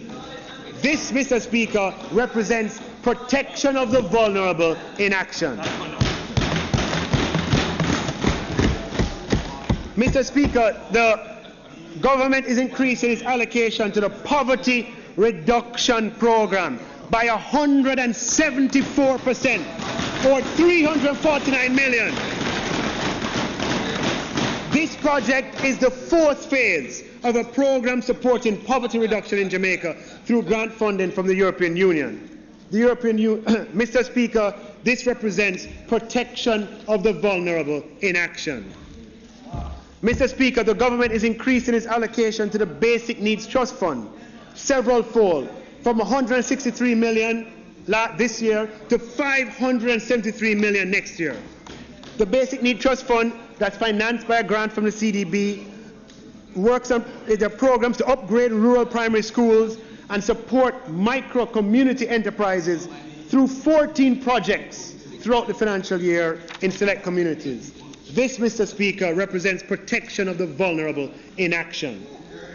The vulnerable, Mr. Speaker, include women subject to domestic abuse and violence. Mr. Speaker, the Minister responsible for Gender Affairs is being allocated $126 million to facilitate the establishment of 2 new centers for women who are victims of domestic violence, which will be available by the end of 1920 financial year. We will have 1 center to serve each of 3 counties up from 1 overall, in Cornwall, in Middlesex, and in Surrey. This, Mr. Speaker, represents protection of the vulnerable in action. Mr. Speaker, allocation to the Citizens Security and Justice Program has been increased by $300 million, or 27%, from 1.4 for a total of $1.4 billion in 1920. This program aims at providing social intervention and behavior change in conflict resolution. This, Mr. Speaker, is protection of the vulnerable in action. Mr. Speaker, $25 million is being allocated. This is very important. $25 million is being allocated to complete and finalize the 6 codes of practice and attendant regulations under the National Disabilities Act, which was passed in Parliament in 2014, 4.5 years ago, but has not yet been given an effective date due to the delays in completing the codes of practice. The Act provides a legislative framework for the protection of the rights of persons with disabilities. And, Mr. Speaker, the initiatives identified, and this, Mr. Speaker, will be an important step in facilitating inclusion in the population of persons with disabilities in national development. This, Mr. Speaker, is protection of the vulnerable in action. So I repeat, Mr. Speaker, the initiatives identified reflect total increases of approximately $4 billion in budgetary support towards protection of the vulnerable in the upcoming financial year across our portfolio of major social programs across ministries, from $16 billion to $20 billion, an increase of approximately 25%. Mr. Speaker, $600 million has been included in the budget to increase pensions for retired government employees, which is in addition to the $600 million increase that was recently approved by the Cabinet for this current financial year. Yes. Mr. Speaker, earlier this year it was announced that the 120,000 NIS pensioners would benefit from a 14% increase in pensions. And the ministry is working on expanding the enrollment in the NIS program. Mr. Speaker, all of these initiatives are aimed at making the process of growth more equitable and inclusive, and they complement our other initiatives that are focused on moving Jamaicans from poverty to prosperity. Increasing access to financing for all, public and private opportunities for microcredit, credit union reform, pension reform, small business support, all provide avenues for everyone, including tertiary students, NGOs, to participate in the growth prospects in Jamaica. This, Mr. Speaker, is growth with equity. Mr. Speaker, self-financed public bodies as instruments of government policy contribute to the strategic development of the economy. The planned capital program for self-financed public bodies for financial year 2019-20 is projected at $71.9 billion, an increase of 23% over the $58.5 billion in the current financial year. Combined central government and public body capital expenditure, Mr. Speaker, for 2019-20 is programmed at a record $140 billion. 4 of the entities, namely National Housing Trust, National Water Commission, Petrodram, and the Port Authority, account for 80% of the planned expenditure by these public bodies. The NHT will be spending $39 billion, Mr. Speaker. The National Water Commission, $7.2 billion. The Port Authority, $4.4 billion. Petrodram Limited will be spending $10.4 million US for major maintenance works on the storage tanks at the plant. Mr. Speaker, the government's privatization efforts of public bodies will be geared towards broadening the ownership base of the Jamaican economy. This government wants the people of Jamaica to own more of the productive assets of our economy. To this end, Mr. Speaker, we will use the Jamaica Stock Exchange in our privatization efforts. And as has been announced, Wigton Wind Farm is scheduled to be listed on the Jamaica Stock Exchange shortly. We expect the offer to be heavily subscribed. The government of Jamaica, therefore, will reserve 20% of the issue for public sector employees, ensuring that they have a chance to own a piece of the first renewable energy company to list on the Jamaica Stock Exchange. This, Mr. Speaker, represents economic opportunity for all. For all. For all, Mr. Speaker. Now, Mr. Speaker, I turn my attention to revenue measures.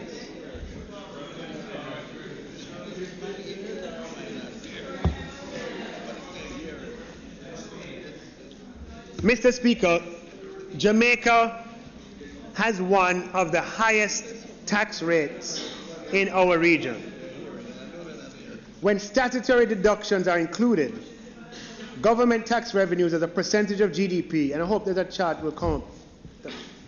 Government tax revenues as a percentage of GDP is among the highest in our region.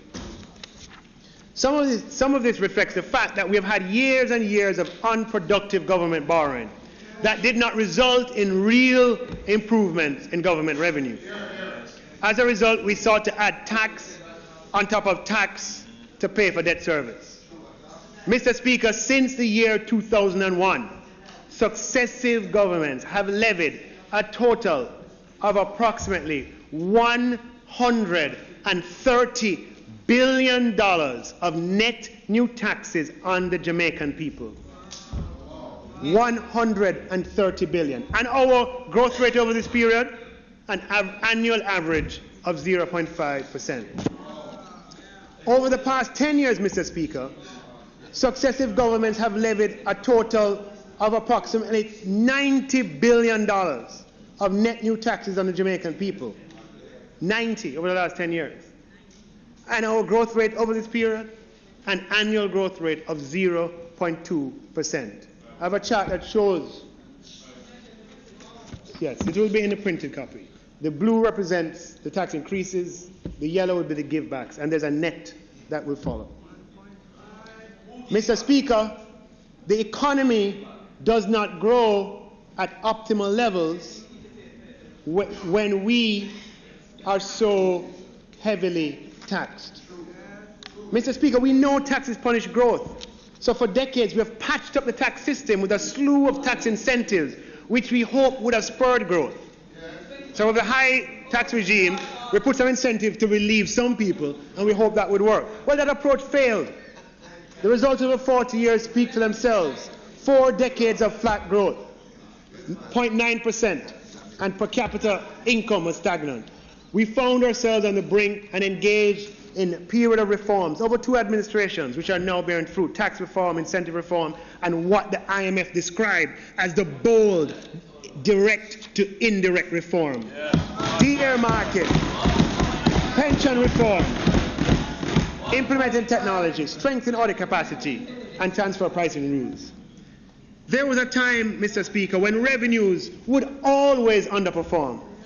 In fact, Mr. Speaker, over the 18-year period, show the graph, from 1997-98 to 2015-16, only once did we collect budgeted tax revenues. We were always in shortfall, and the graph will show it.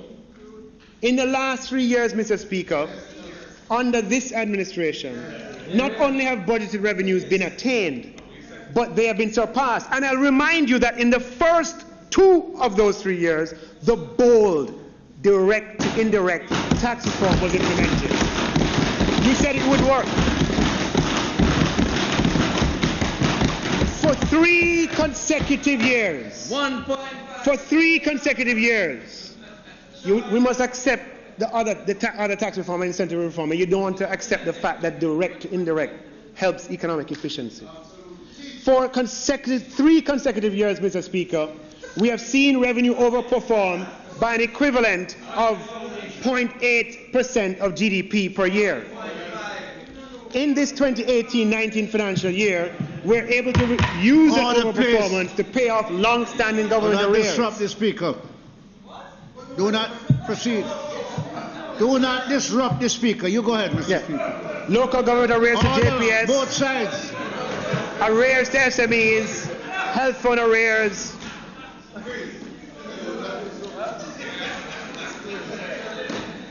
And we have increased the payments of tax refunds outstanding to businesses. After almost 20 years of consistent tax increases and no new taxes last year, it is now time to give back. It is the right thing to do.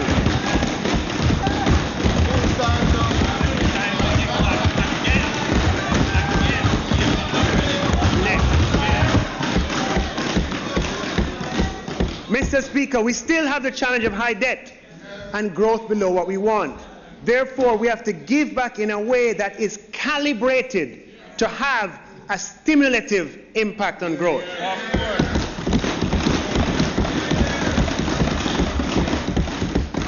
As a result, Mr. Speaker, our first priority in giving back is to phase out taxes that are most distortionary to economic activity and that cut across all sectors of the economy. Mr. Speaker, we will also want to phase out distortionary taxes in a fiscally responsible way, where we remain on track to hit our debt to GDP target of 60% in March 25-26. For our economy to grow faster, we must have more economic activity, more persons starting businesses, more persons engaged in transactions. Government taxes that are levied without reference to profitability or value creation disincentivize small business. They encourage informality and they impede economic growth. Mr. Speaker, the minimum business tax is distortionary.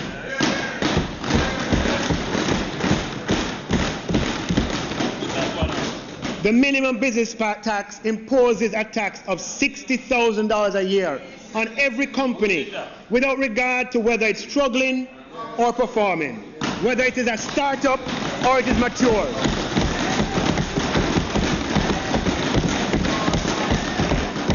Whether it is making a loss or it is making a profit. It is an indiscriminate tax that discourages business formation and activity. The business owner just starting their catering business or their small farm or their cleaning business, before they even have $1 of revenue, they become liable to pay the minimum business tax. That is no way to encourage small business.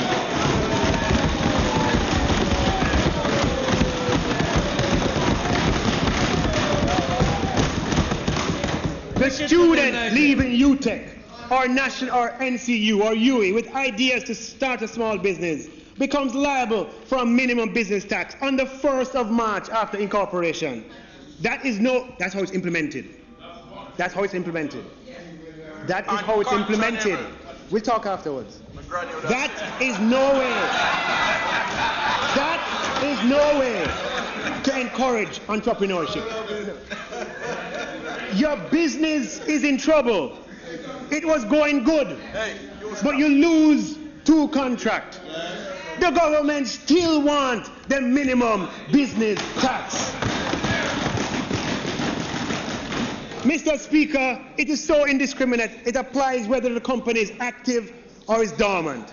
Mr. Speaker, we want to encourage incorporation, and we want the holding of assets in corporate form to be an attractive option. The principle of hitting dormant companies with a minimum business tax works against a Jamaica that wants to grow. For this reason, Mr. Speaker, effective April 1st, we will abolish the minimum business tax.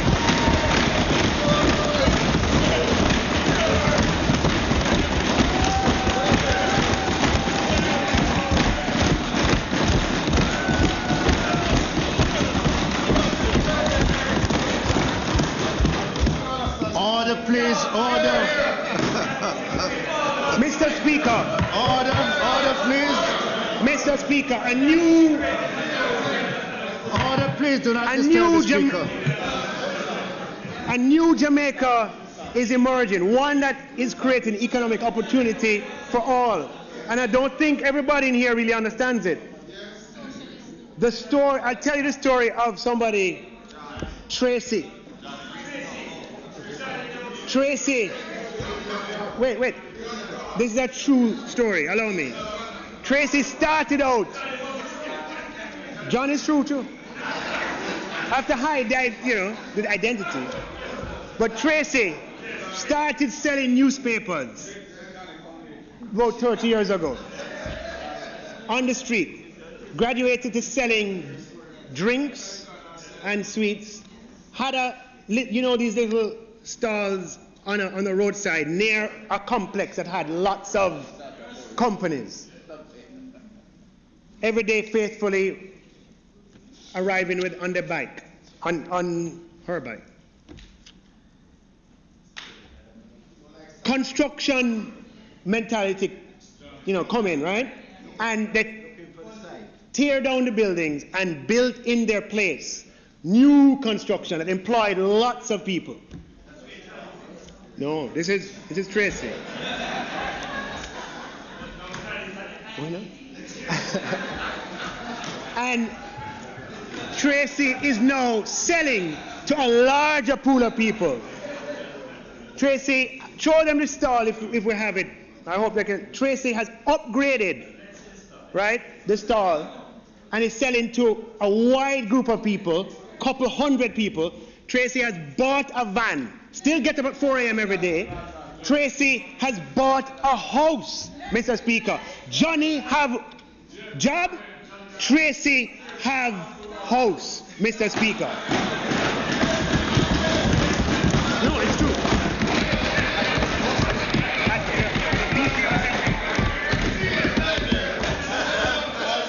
No. And Johnny sue me, Tracy.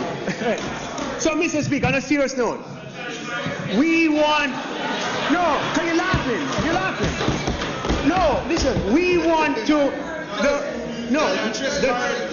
Yes, don't want to ignore it.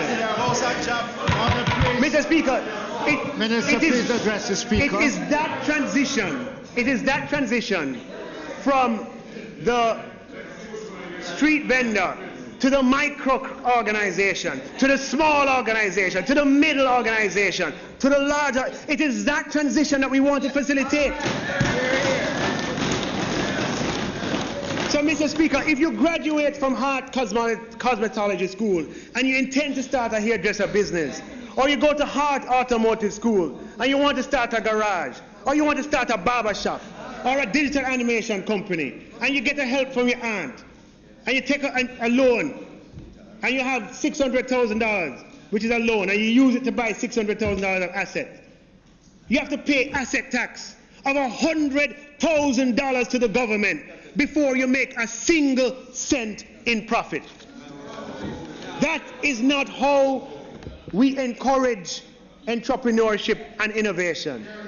The asset tax for non-financial businesses can be harsh on small business, and it imposes wildly different effective tax rates depending on the circumstances of that small business. Just think about Tracy as I talk. This asset tax, Mr. Speaker, for non-financial business is distortionary. And for that reason, Mr. Speaker, we will abolish the asset tax for non-financial business.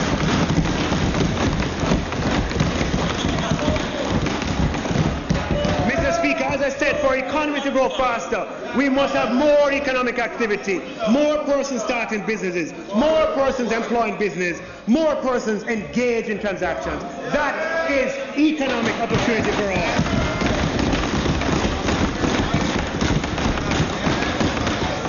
Mr. Speaker, the general consumption tax is a very important tax for government, making up a significant percentage of total tax revenue. Order, please, order. It's a serious tax as non-compliance attracts punitive penalties.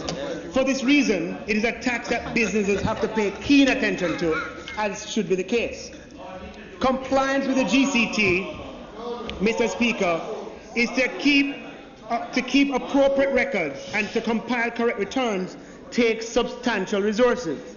And many micro businesses find the cost of compliance difficult. A micro business should not have to choose between paying for a new salesperson or a factory worker, or moving out of the garage into the factory and devoting resources to complying with the GCT. For this reason, Mr. Speaker, there's a threshold below which GCT does not apply. This threshold has been $3 million since 2009. Some order, please. Do not disturb the Speaker. Is not implemented. We want to reduce the cost of business for small and medium-sized enterprises. We want to support small business. We want to encourage young people to get into business. For this reason, Mr. Speaker, we will be moving the threshold for filing GCT from $3 million to $10 million effective April 1st.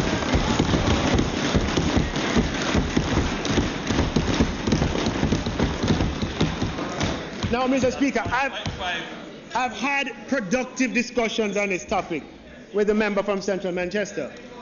So we can see that even he has his moments. Yes. Minister, don't encourage them. Minister, address the Speaker. Do not. This, Mr. Speaker, will mean that approximately 3,500 small businesses that currently file GCT will no longer be required to do so.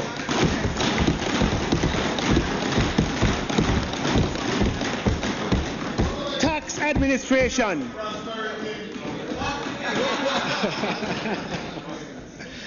Tax administration Jamaica, which currently has to see to the compliance of these 3,500 firms, will now free up resources, allowing them to concentrate on larger businesses and ensure their compliance.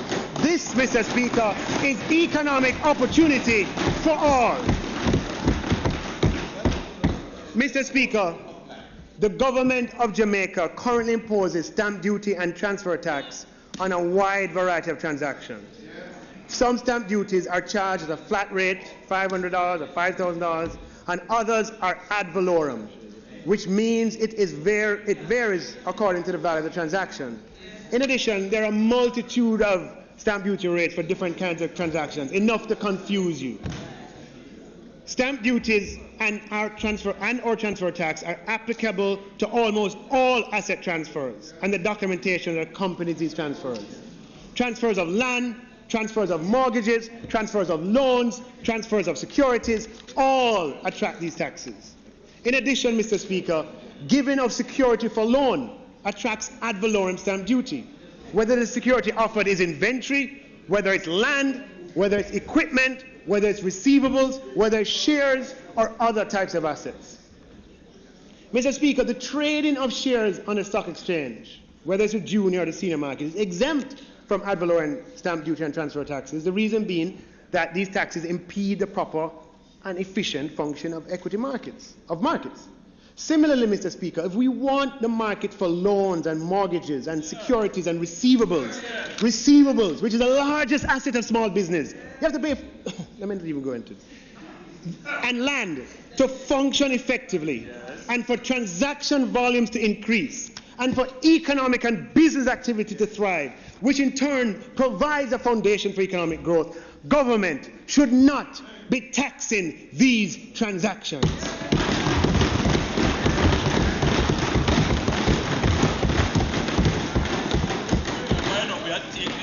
Mr. Speaker, interest rates have been lowered 7 successive times, 4 times in this current year alone, and are at record lows today. Some banks lower faster than others. It's through competition of financial institutions and loan rates that the customer ends up with the best deal. However, the competition in the loan market is hampered due to the fact that customers incur high transaction costs to switch lenders due to government taxes that have to be paid to give security to the new lender. In order to enjoy the increased productivity gains from lower interest rates, increased economic and business activity from higher transaction volume, and higher rates of growth, we must reduce the burden of government transaction taxes. Mr. Speaker, the business that has a debenture over its assets and gets a bank offer should not have a better bank offer, shouldn't have to pay the government high stamp transaction taxes to accept that offer. The public sector employee who has a mortgage with a bank, who wants to take advantage of a better offer, should not have to pay the government ad valorem, high ad valorem transaction taxes to accept a better offer from another lender. The small business that goes to microcredit firm and grants a bill of sale over its equipment to facilitate a loan should not have to pay the government high transaction taxes in order to accept a better offer from another microcredit firm. The construction company that needs to register, you talk about local construction, the construction company that needs to register a performance bond in order to compete for a contract should not have to pay the government high transaction taxes for this privilege. The small business that wants to assign some of its receivables to obtain financing should not have to pay a hefty sum to the government for the privilege. Receivables, as I've said twice, are the largest pool of assets held by businesses. And we want an environment where businesses can raise capital by pledging receivables and having those perfected. But this it's not practically feasible for small business when the government stands in the way with high transaction taxes. The manufacturer that wants to increase its share capital to ensure it has sufficient capital should not have to pay the government high transaction taxes to do so. The Jamaican who has been on a land owned by her parents and grandparents and now wants to have that land registered so she can have a title, so she can have a place on the rock, so she can have a place within Jamaica that is her own, that is recognized by the state, should not have to pay the government ad valorem transaction taxes. We want her to register the land. We want there to be a title and for her to have her name on the title. Greater formalization, Mr. Speaker, is in the public interest. So why discourage it all with high transaction taxes? Mr. Speaker, these ad valorem stamp duties are distortionary. These high ad valorem stamp duties disincentivize the very activities we want to encourage. These ad valorem stamp duties discourage transactions. They discourage competition. These stamp duties impede access to finance for all, but particularly micro and small businesses. They discourage business activity. They discourage capital formation. They discourage formalization. These high ad valorem stamp duties are anti-growth. The worst part, Mr. Speaker, is that at the time in a life cycle of a company, small, medium or large, it may be stumbling and in need of restructuring. Even this restructuring, and you are familiar with it, we all are familiar with examples, even this restructuring is impeded by high transaction costs. High transaction costs lead to an inefficient and distorted allocation of resources. For this reason, Mr. Speaker, we will abolish distortionary ad valorem stamp duties applicable to the processes of registering land, issuing a bond, assignments, registering a debenture, registering a mortgage, whether it's primary or other, refinancing a mortgage, discharging a mortgage, and other stamp duties involved in the granting and perfecting of other forms of securities, in addition to stamp duties applied in the increasing of share capital.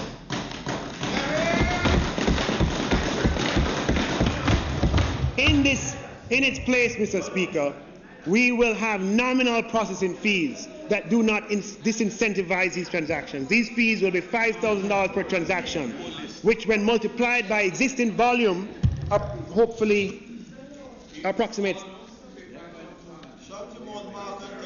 So when you hear that interest rates are moving down and yours not moving, and some other institution offers you a better rate, phase the financial institution out. The government will not stand in your way.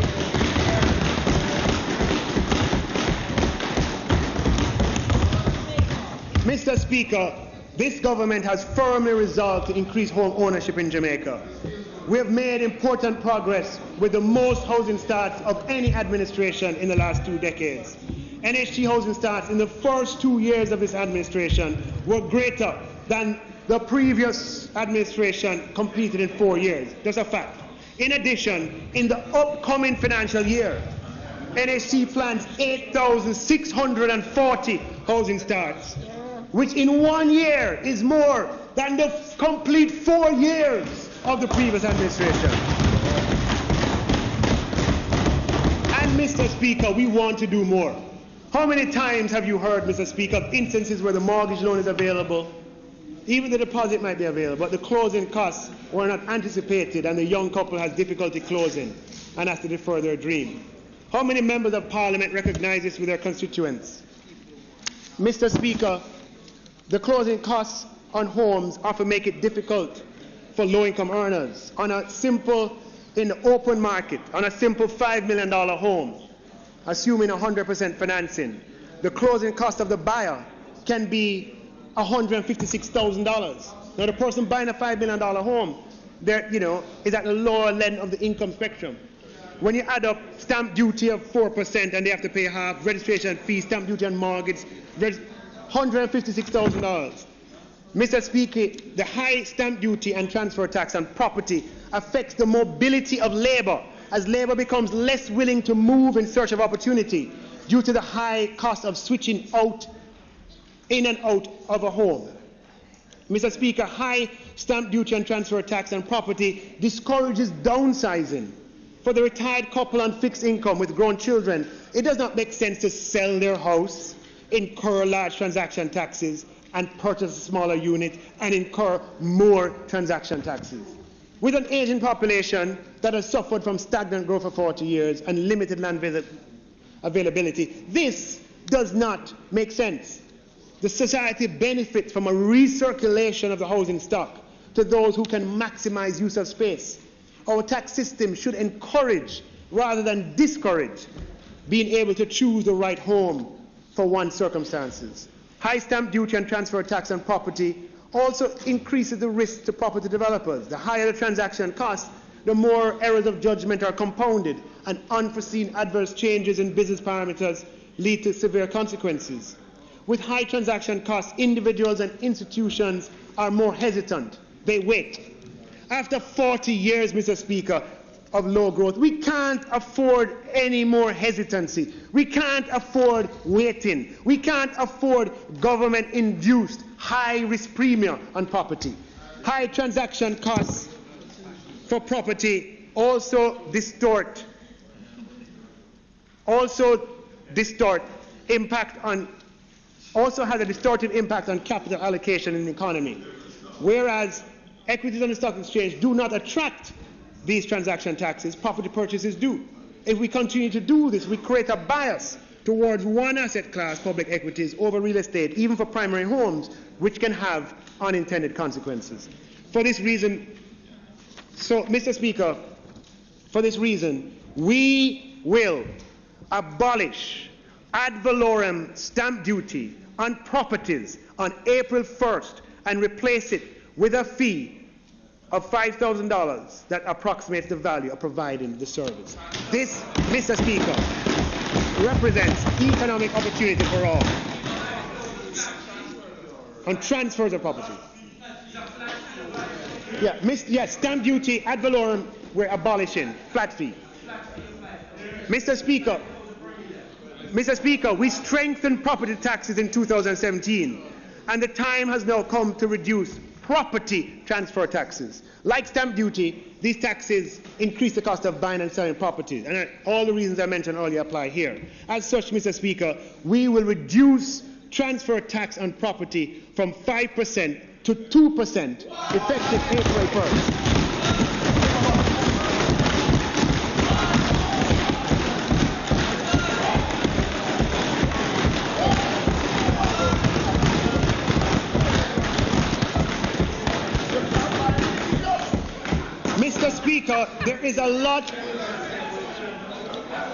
Mr. Speaker, there's a lot of property tied up in the estates of those who have passed away, where Jamaican families want to sell the property and use the proceeds in a straightforward way for varied economic purposes and are unable to do so because of the estate transfer tax.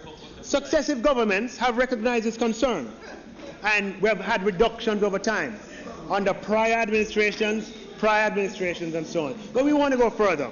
The exemption was first set at $10,000 in 1974. It was raised to $100,000 in 2005 and has been at that level since. Mr. Speaker, we will raise the exemption threshold on estate transfer tax from $100,000 to $10 million effective April 1st. This will allow for greater mobility of assets, which is consistent with our drive for economic growth.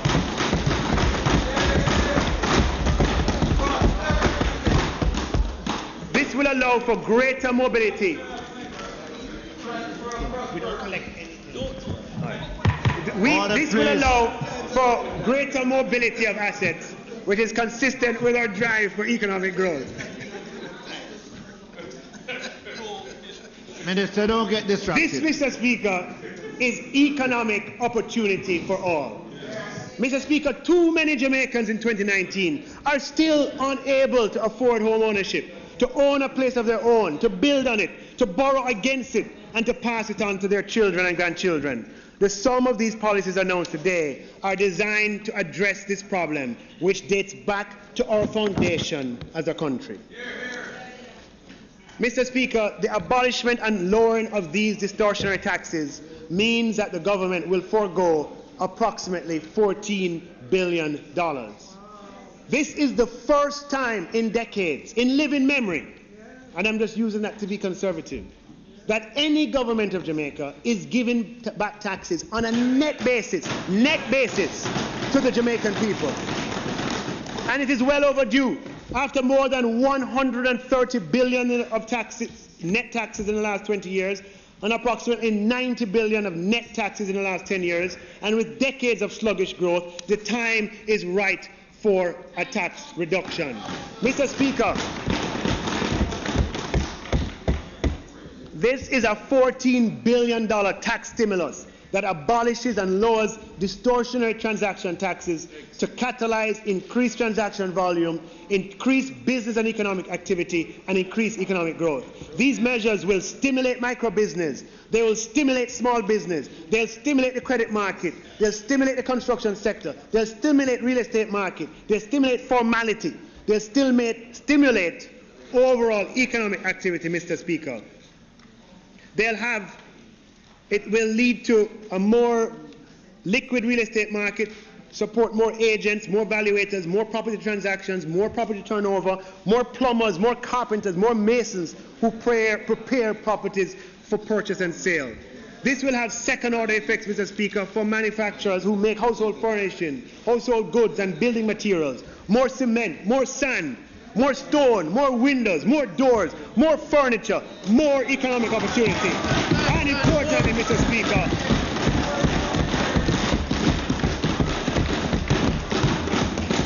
Mr. Speaker, very importantly, more jobs for Johnny. And him can choose. Mr. Speaker, this represents economic opportunity for all in action. Mr. Speaker, I just turn my attention to the other side. These tax cuts, Mr. Speaker, are being implemented in the context of, one, continued buoyancy in tax revenues, the extent of which wouldn't have been fully assured at the time of printing of the fiscal policy paper, and by a lowering of the primary surplus target from 7% of GDP to 6.5% of GDP. This has been arrived at in a staff-level agreement with the IMF, who are in Kingston for the 5th review under the precautionary standby arrangement.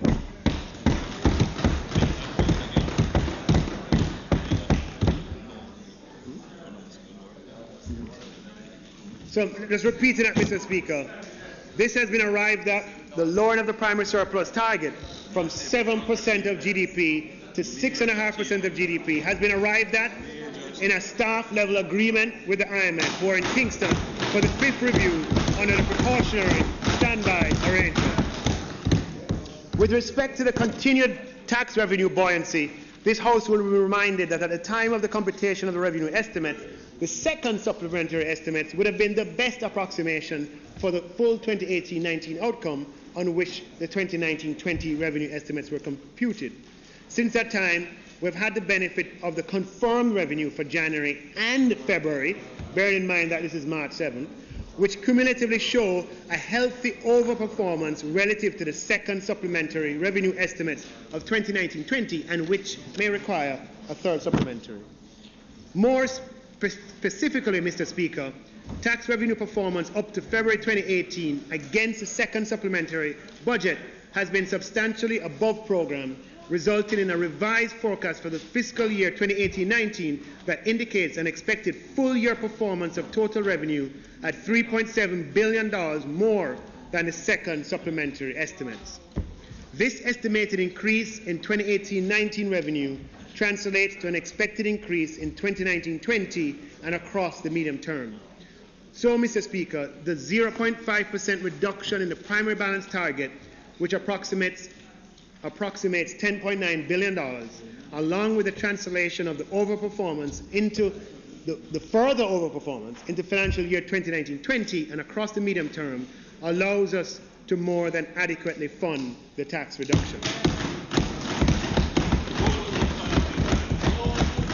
As such, Mr. Speaker, a revised revenue estimate, and I ask for the cooperation on this, for financial year 2019-20 is being tabled that takes account of both the tax buoyancy and the revenue measures. Really just very few line items change. And we are also providing a revised table outlining the medium-term profile using the 6.5% primary balance target. It is within this context that I now table Ministry Paper number 13/19 entitled Revenue Measures 2019-20, as well as the revised revenue estimates for 2019-20 for the financial year ending 31st March 2020, and ask for your cooperation. Now, Mr. Speaker, we have had the goal of reducing transaction taxes, and it's been signaled in our Memorandum of Economic and Financial Policies under our precautionary standby agreement with the fund. Recently, we presented to the IMF that given Jamaica's improved debt dynamics, with the projected achievement of the 96% debt to GDP target in March 2019, 1 year ahead of the original, if you will recall, March 2020 projection, we had room to bring forward the 0.5% of GDP reduction in the primary balance target to this financial year and still meet our 2026 debt target. This primary balance reduction would ensure that we could reduce transaction taxes and at the same time increase growth-enhancing spending in citizen security, social support and path, as well as rural infrastructure, as I highlighted earlier in my presentation. As the opposition would be fully aware, the lower primary surplus target could not have been announced until a staff-level agreement was reached with the IMF. Mr. Speaker, not once in the last quarter century or more has a government of Jamaica returned taxes to the people on a net basis.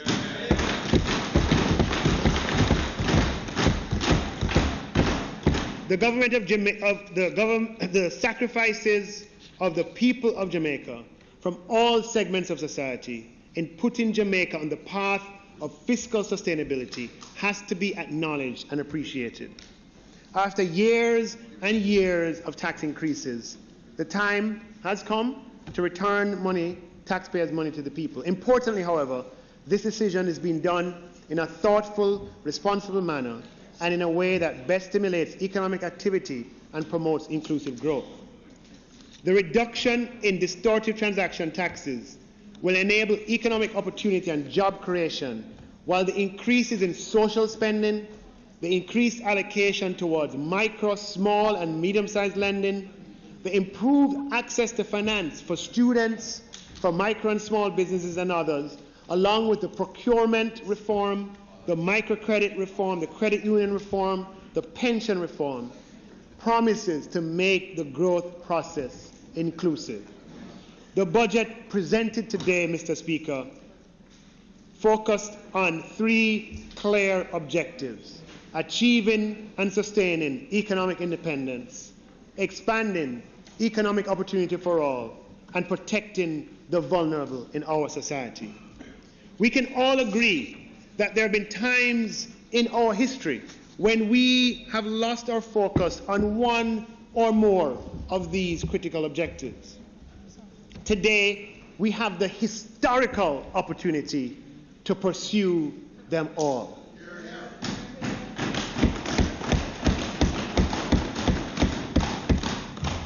In pursuing them all, Mr. Speaker, we are moving in the right direction, and that direction is clear: the pursuit of economic growth balanced with social equity. Thank you, God bless you, and may God bless Jamaica.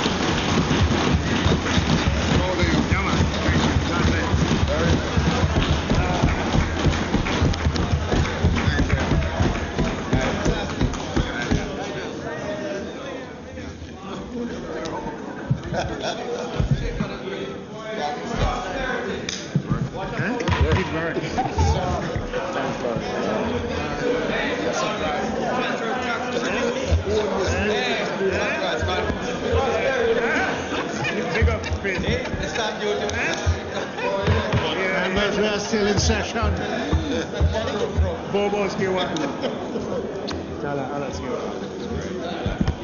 Members in the gallery, please be seated or move quietly out. The House is still in session.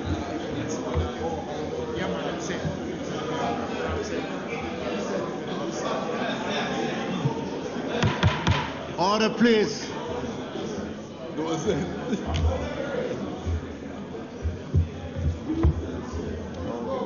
Mrs. Cook.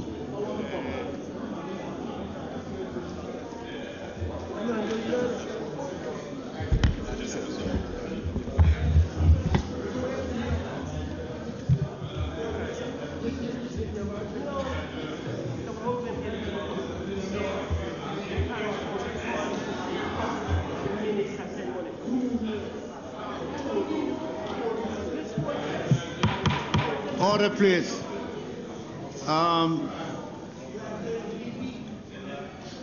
Minister Clarke, I notice you're having some water. You can do that. I'd advise you that I have been here for 3 decades, and I have never seen both sides hailing any minister. You must have said something good.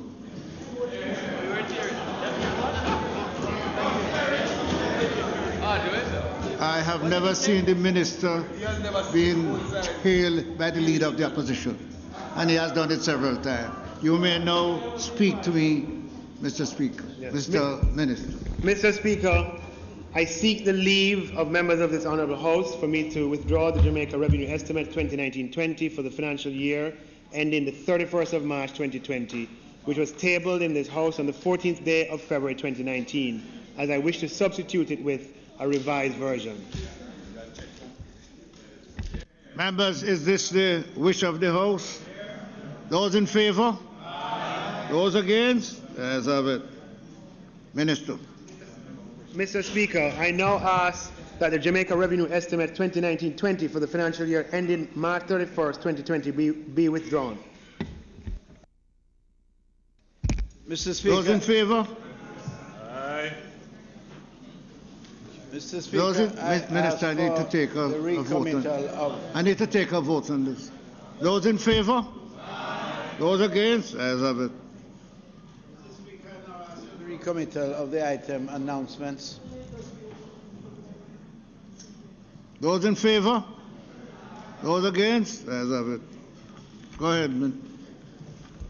Also laid on the table of the House today is Ministry Paper number 13, entitled Revenue Measures for the Financial Year 2019-2020, and the annual report of the Jamaica National Agency for Accreditation, JANAC.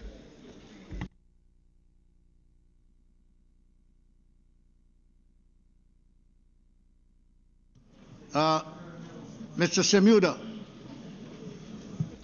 Mr. Speaker, I'm sure you will join me and also my colleagues on the other side in saying that this was one of the most stimulating presentations ever given in this Honourable House.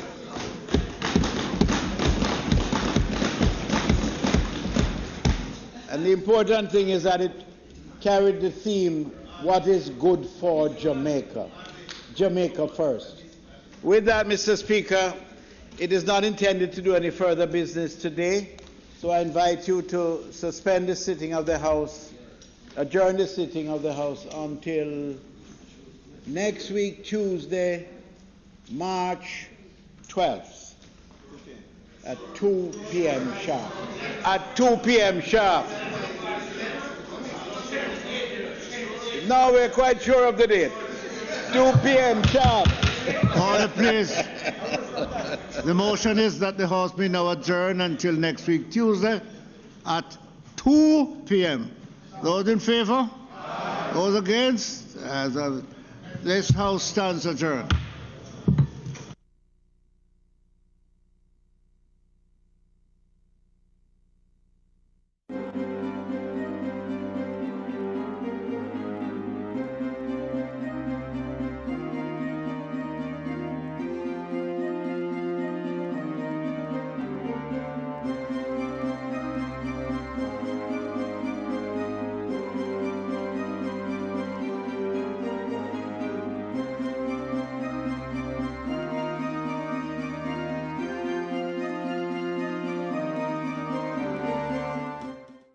My mother tells me that when I was a teenager, she noticed a dip in my mood every year around the time of exams in school. In my second year of university, I experienced a number of challenging events that led to my very first panic attack. And in my fourth year, I went through the darkest period of my life where I isolated myself from my family and my friends, and I struggled to complete my degree. And I was diagnosed as clinically depressed with anxiety and given prescription medication. While you need a doctor or a psychiatrist,